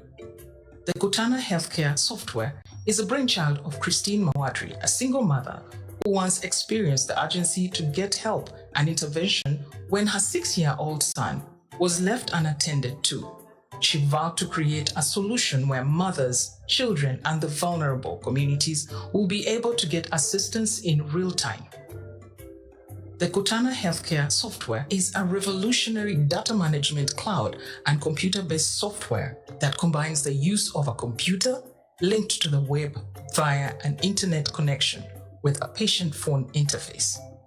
When in distress, patients can send a free SMS and a message will be dispatched to a health worker who responds to the patient. The software collects location and key information data from patients, providing health centers with additional information. Furthermore, embedded is a tool to notify a next of kin in the event of an emergency. For the last 8 months, Kutana has been deployed in healthcare centers, and health workers received training in basic computing and software usage. Kutana managed over 400 emergency medical requests, serving over 800 patients, improved data collection for better planning and resource allocation, prompt medical assistance for patients, especially in villages like Bushikori, 40% increase in work efficiency in responding to requests, and patient medical history and management of data. Here are the success stories. Because we've been with the Rotary Club staff, they have taught us a lot of things. But what I was so interested in is the Google map, which is going to help me to track all the movements of our vehicles. And another thing which has interested me most, how we are going to communicate with the community. And it will be very easy for us because we are going to track that from the table by use of the computers, and people will be helped to be picked in the villages. And I think people with the maternal and the child death will decrease because it will be notified very easily.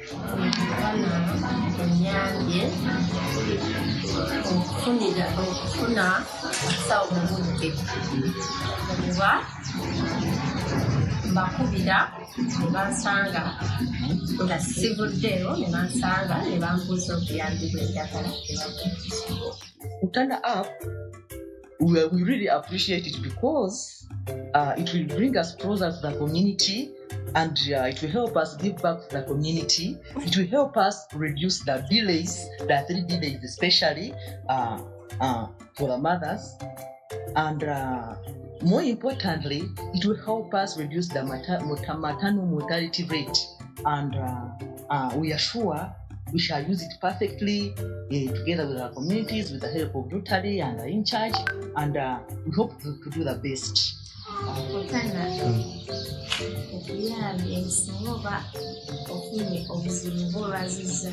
Yes. Osobola okufuna obujjanjabi nga tuvudde mu kifo ekyo bakuweereza obujjanjabi. They have learned about Kutana software as a means that will ease work and that will help us to solve the challenges that we are facing of delaying to make decisions and delaying to refer mothers, as this software will help mothers to always communicate to healthcare workers in case of a challenge, and healthcare workers will be able to make decisions on going to pick the mothers with the ambulances. I am so privileged to have undergone a training about Kutana software. What I like about the Kutana software is that it's going to help the community and the medical workers to make notifications and to prepare for the emergency cases out there in the communities.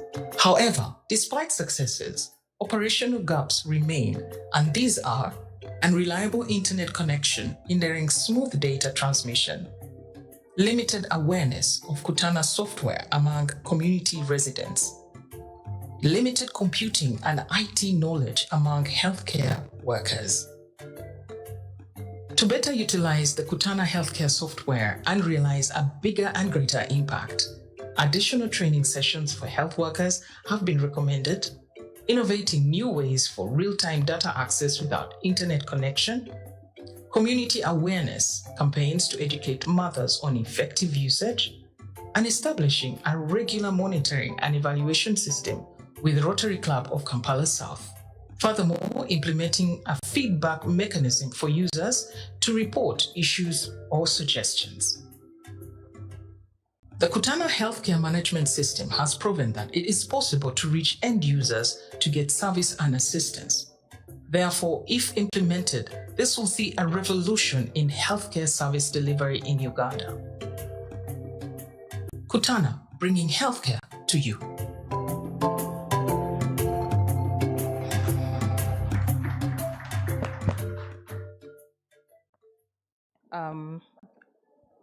Hi, everyone. I've been given a very short window and space to talk about something that I find very passionate. My name is Christine Mawadri. Many may know me as a media person, but I have a passion for all things technology and digital, and this is just one of the many facets that you'll see about me. So Kutana Software, as I speak right now, the numbers have gone up, and this is what gives me happiness every day. We are actually up at about 6,500 users, and we're talking about mothers in grassroots areas. What does this say? Just like the way mobile money came into the market, there was a lot of doubts about whether technology like this would be able to suffice or go down to the grassroots levels. Now we find that your mother in the village or your grandmother in the village not only keeps her little phone because of anything, she keeps it because it's her bank. Isn't that amazing? So look at a situation whereby a mother coming from Kamganguzi and going, say, to Arua, and she has her baby. She probably is pregnant as well. And somewhere along the way, her luggage gets lost or her handbag gets stolen. And she doesn't have anything written, anything documented on her, except what she has written. This software is going to do amazing things because you can actually transfer knowledge or data across different platforms. If I am in Kamganguzi and I need to go to Arua, I don't have to worry if I get pregnant and I'm going to have my delivery on the other side. If there's a software on that side or a dashboard in any healthcare center, it should be able to pick up my data. What does that do? That means that the history of the mother or the child right from the time of inception, that's if the child or the mother goes for antenatal care, to the time that this child is 18, when she's old enough actually to have her own children. Every information about that child and the family is available. What will that also do for the health sector? Make it easier for health workers to collect information and data. There's a case of monkeypox going on right now. Should be able to tabulate and see what the numbers are in real time. So if there are any questions, I'll be happy to answer, but I think the software has pretty much said everything. Thank you. All right. Actually, what Christine hasn't mentioned is that she needs funding for this software. Yeah, very badly. I don't know why you're not speaking on that very important point. Yeah, I think because I'm more passionate about this. Kutana is being funded by my own pockets. I'm happy to see the numbers going up. And every time I can't do something at the end of the month for the third-party integrations and all that's needed to sustain this, I sometimes have to switch off. And when I switch it off, I get a barrage of annoyed health workers saying, why did you even start this in the first place? Because now it is a tool that they find very useful to them. So if there is an angel investor, if there is good people in this room, please come and let's make Africa greater in this way. Thank you. All right, thank you, Christine. So we're going to have a spotlight moment from Ethos, who is the head of Ethos, is going to tell us about how she has put together a sustainable event. And then we shall also have just 2 minutes from Carol Chaze from Axiom to share something small. And then our gift, our present, as we called it when we were growing up, from the artist at the back there. All right? Hello, everyone. Good afternoon. All right. Christine, I was very, very enthused when I saw Kamuganguzi because one of my parents hails from there. So I was pretty excited that we're on your radar. Ethos was birthed from an experience I had attending an event where there was a lot of waste. And globally, we have seen that whereas organizations are uptaking sustainability in their operations, it's not quite the same in how they manage events. We've seen a lot of misappropriation of resources, time wastage, and so on and so forth. So backed by SDG 5, 9, and 12, we said, how can we answer this question? How can we have events that are worthwhile and yet sustainable? And that's the question that Ethos answers. So we are very, very particular about the entities we partner with. And when the KTA Annual Symposium contacted us, we were very glad to be the event sponsors for this event, because IP resonates well with SDG 9, which talks about infrastructure, innovation, and industry. So we are moving in a positive trajectory, and this is how we have enabled a sustainable event for the KTA Annual Symposium. If you look at your table, you look at the linen, look at the chair covers. These are things that we often pass up, but you will notice that 98% of the material, decor, and equipment is reusable. That's a plus for this event. You'll also notice that we did, yeah, it's worth clapping for. Thank you very much. Many of you received emails and virtual check-in, which registered 0 carbon footprint. So that's also something we can positively note. The other thing that we're doing as Ethos for this event is ensuring local sourcing. All the vendors who have worked with us for this event are 100% local. So it means we're boosting the economy and ensuring that the money stays within Uganda. So that is positive. So when we get to think critically about events, we are now saying Ethos is leading the way for how events should be sustainable, in how we can measure a worthwhile experience for our attendees, but also measure a positive trajectory in sustainability. So you have been part of this process because you are here, and in partnership with the KTA Annual Symposium, which is also doing something in relation to sustainability, we are very, very happy that we are part of this process. So beyond environmental advantages, embracing sustainability in events offers numerous benefits for companies. By showcasing your commitment to corporate social responsibility, your business can enhance your reputation, attract environmentally conscious customers, and promote positive relationships with stakeholders. So the next time you're thinking of running an event, think of running a sustainable event, because what that does is that you are becoming part of the movement, which is saying we are going to minimize waste, we are going to promote efficiencies, we are going to maximize on innovations that will save 14 to 15 manual hours of data management, which we have actually reported for this event. We don't have to go to paper to register you in. You will notice that when you came through the doors, it was a paperless registration. And because this is our first year working with KTA Annual Symposium, we are believing that in the next Annual Symposium, we'll have paperless plenary sessions so that we can go in the innovative way. Can we clap to that?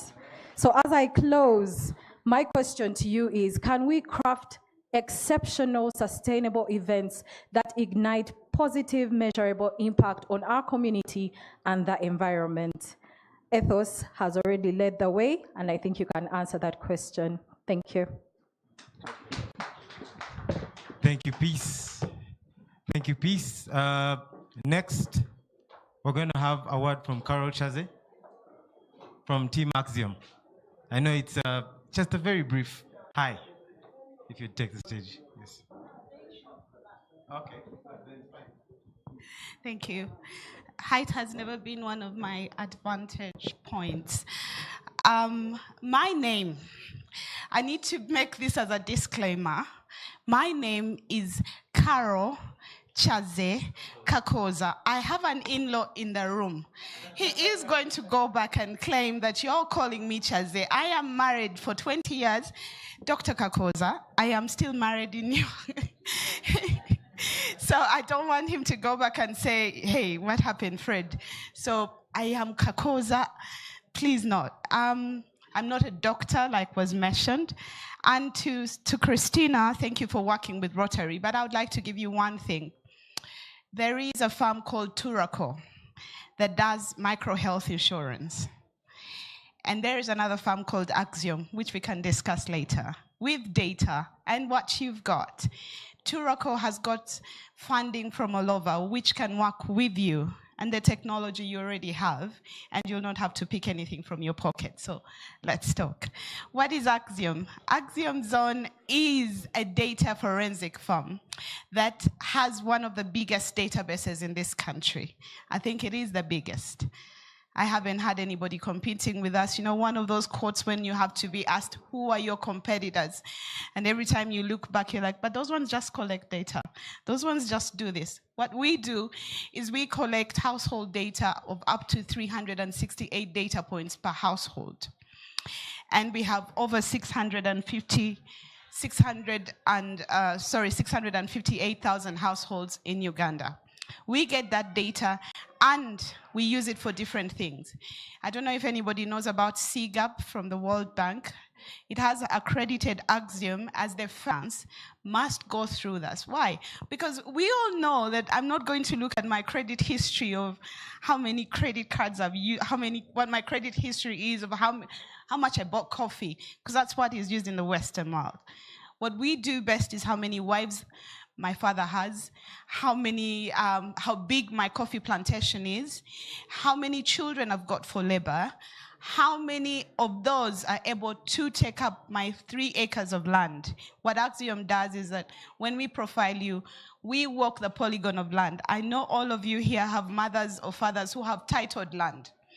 But every month, your mother gets money. She goes to the neighbor and says, you know, you've got the other 2 acres near you. Can I just extend a little? And I just give you 200,000. And I assure you she'll buy that land. But when it comes to the bank, they'll only ask for the titled land. What Axiom does is that we walk every little piece of land that gives you production. And we've developed an algorithm that allows you to understand, to get how much you're going to yield from that land.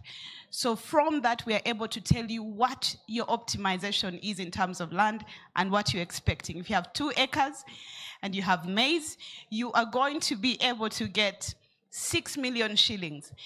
And when we optimize it over 3 months, that's 18 million. So when you're asking for a loan from the bank, we give you a credit limit when it comes to Centenary. So Centenary will not be lending you 34 million. They will only give you 15 million because we've given them how much you can pay back and how much your credit limit is. Now, I've been given 2 minutes to explain what Axiom does and what we're doing for the agriculture sector and health sector. We are your data managers, but we don't just collect data. We do it for financial inclusion. I'm a huge champion of ensuring that the lower pyramid gets seen because that's our biggest market. We might be all here in the room, and God, is this room so intimidating? It has lawyers and all. But the lower pyramid is very, very out there. And we've got people who've got lots of money down there. And unless we know who they are, by understanding data. Mine might be one of the first businesses that is actually getting revenue from data. It might be for quite some time because I've really jumped a hoop to get to 600,000. So by the time you get to 600, I'll be very fair. But we've got to understand the law. And the reason I'm here is the IP part. Recently, I have donors who have come and asked me for my agent's data. And they want this data, and they even put down, their foot, how they're not going to release funding. But that's private data. It's data privacy. And unless we enforce this, and up to the level of the NGO and donor level, for them to understand that IP goes all the way to the lower pyramid, and it's not just about the people in the suits and the offices and your employee contract, but it goes down to the farmer. And what we've done for the farmer today is that for at least about 45,000 of my recent farmers that I have collected data from, each one has a card. We call it Ndagamulimi, and I'm very proud of that. It might not be original, but I'm happy that every farmer can now authenticate with their face and their palm and allow whoever is taking their data to be utilized. And there is no duplication. So you go to a farmer and they've already collected data from them. They have a card, say, but somebody already came and here's my data, so if you want to take it, now they own their data. Thank you very much. Thank you. And from our penultimate presenter, just a very brief presentation from TESA Advisory, Ms. Paula Mgisa. Just as we prepare our artists, we're buying you some more time. Kashush, are you ready? All right. Okay. Thank you. Good afternoon, everyone. Indeed, it's like Carol said, a very intimidating room, but I will try my very best. My name is Paula Mugisa. I am the woman who has been standing out there next to some books. I don't know if you saw them on your way in. You did. Praise God. Yes. So I have founded a company called TESA. A lot of times we call it TESA, but it's TESA, to mean to plan. We have been in the Ugandan market for over 6 years supporting micro businesses, especially women-led businesses. Yes, Mrs. Karanga, I was looking at you. I'm waiting for you outside there. So, yeah. Yes, we have supported over 4,000 businesses since 2018. Our primary product has been a digital course for small businesses. So I studied business enterprise, which means starting and growing a business, but I realized quickly there is not a lot of information for our context. There's not a lot of information creating innovations based on our cultural heritage, based on our local Ugandan context, based on how we do things here. So that is TESA's mission. We want to skill the African workforce, especially the Ugandan workforce. So our digital course was really successful in 2020. Our first cohort had 30 women from the ages of 23 to 55 years old. We were then onboarded by NSSF and Outbox, and together our Tutandike course, which is out there, and we simplified into a book. My friend is walking around so you can see the book. That Tutandike course was turned into the enterprise curriculum for the High Innovator program and has been used by over 5,000 young entrepreneurs in Uganda, and they have also used it to access capital for about 100 businesses. So we have also created skilling courses for the UNDP. So we have turned that Tutandike course that you are seeing in front of you, that animated book, into a course for the UNDP to skill creatives. So there are two books. One that is in landscape is our textbook. It has all the business development information for a small business in Uganda. Everything from customer acquisition, selling, branding, small business finance, ideas, business models. How do you figure out a long-standing business idea that's yours and create value in this market? So we have simplified it, turned them into two books. You get the digital course, and then we'll add you onto our app, onto our skilling platform. Now, something interesting that happened from this endeavor is people are asking, how did you design these curriculums and sell them to people? We have a lot of you, very educated, very experienced, who have skills and experiences you may want to turn into courses. So the other book, the one with a map of Africa on it, Teach Them, Serve Them, is our course creation book. It's all the stories and our step-by-step manual on how to turn all of the things in your head that you want to use to serve your customers, your audience, into a course. Now, something interesting is if you buy our course book and we add you onto our course creators community and you use it to design a course, even one module, we will host your course for free on the TESA app in January 2025. And so we really, really don't want to be the only ones trying to create skilling programs for the African workforce. We really believe each and every one of you has what you want to teach and serve, experiences you want to reach through other people. And so that's what that book is. It shows you how to develop a curriculum that is yours, that you own, package it and sell it, and would host your course as well for free. So we have been doing this work for over 6 years. We are strong advocates, if that is the right word, for today of the work KTA is doing. We are here because the conversations that are happening in these rooms are the information that we need to disseminate to the country, disseminate to innovators. KTA themselves will be creating a course in partnership with us on data protection, and we believe each and every one of you has stories, experiences, and skills that if we could just extract from your head and put into a course can serve this country powerfully. So I look forward to speaking with many of you. We'll be here for all 3 days. Thank you for your time.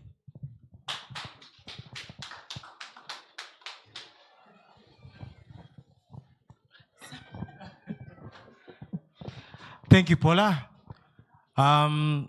Ms. Kashushu, actually, that's her trade name. I believe your ID name is Natasha Karunji. Yes, I remember that. This is the last part of the symposium today, of stage 1. And it will be closed off by the KTA team, I believe led by Mr. Mohanji Kenneth. I would like to thank all of you for coming through. We have established a poll on the link tree. If you had already followed the link on the QR code, you should be able to find a poll in relation to today's symposium and also in relation to next year's annual tech symposium. You can also follow our WhatsApp channels and social media handles. You just have to search the annual KTA symposium. If you're not joining us for tomorrow's session, and also the session on Friday, the content that's available on those particular social media handles is very, very informative of the subjects that we've been covering today and those that we'll be taking on for the forthcoming days. Pictures, you're most welcome to do so, because it won't be a picture, really, it won't be a day. How will you show the people that you came here? Yeah, there are some people here who have tough people at home and they need accountability. As you saw, Carol Chaze, no, sorry. Carol Kakoza Chaze, CKK, right? Yeah, but at least you have backup here. Well, may I trust doctor? All right, Mr. Kenneth Mohanji, I'll let you please. All right, let's all welcome our artist for the day. You may have seen her sitting on all your tables, and I'll let her walk us through her art piece.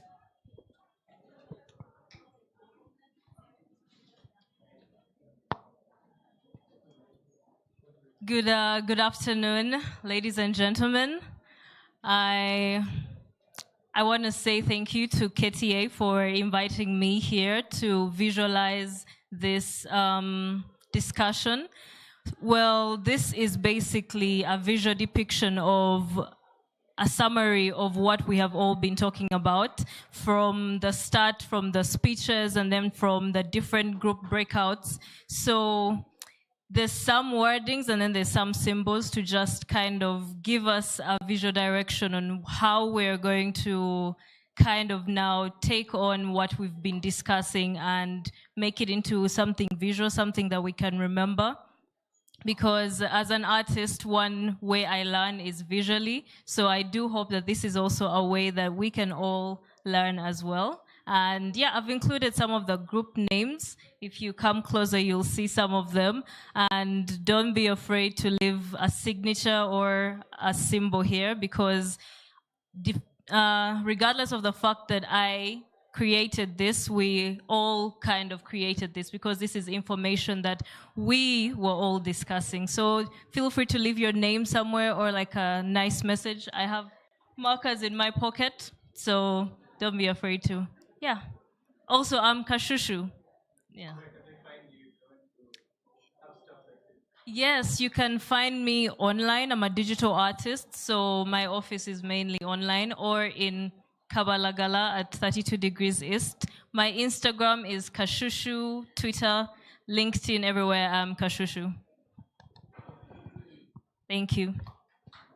Wow, thank you very much.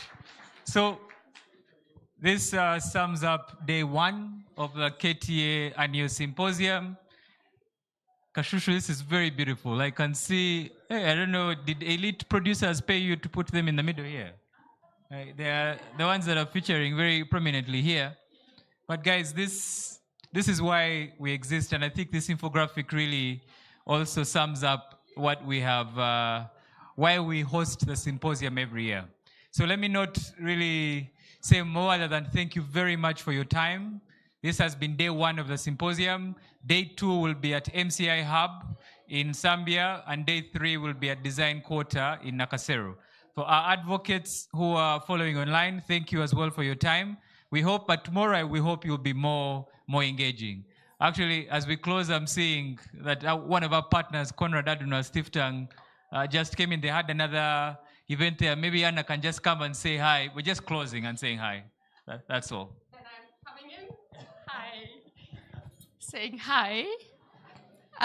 Nice to see all of you, and we hope to see all of you also on day number 3, when CAS is hosting 2 formats in the context of the symposium. So, and then I will not now interfere too much.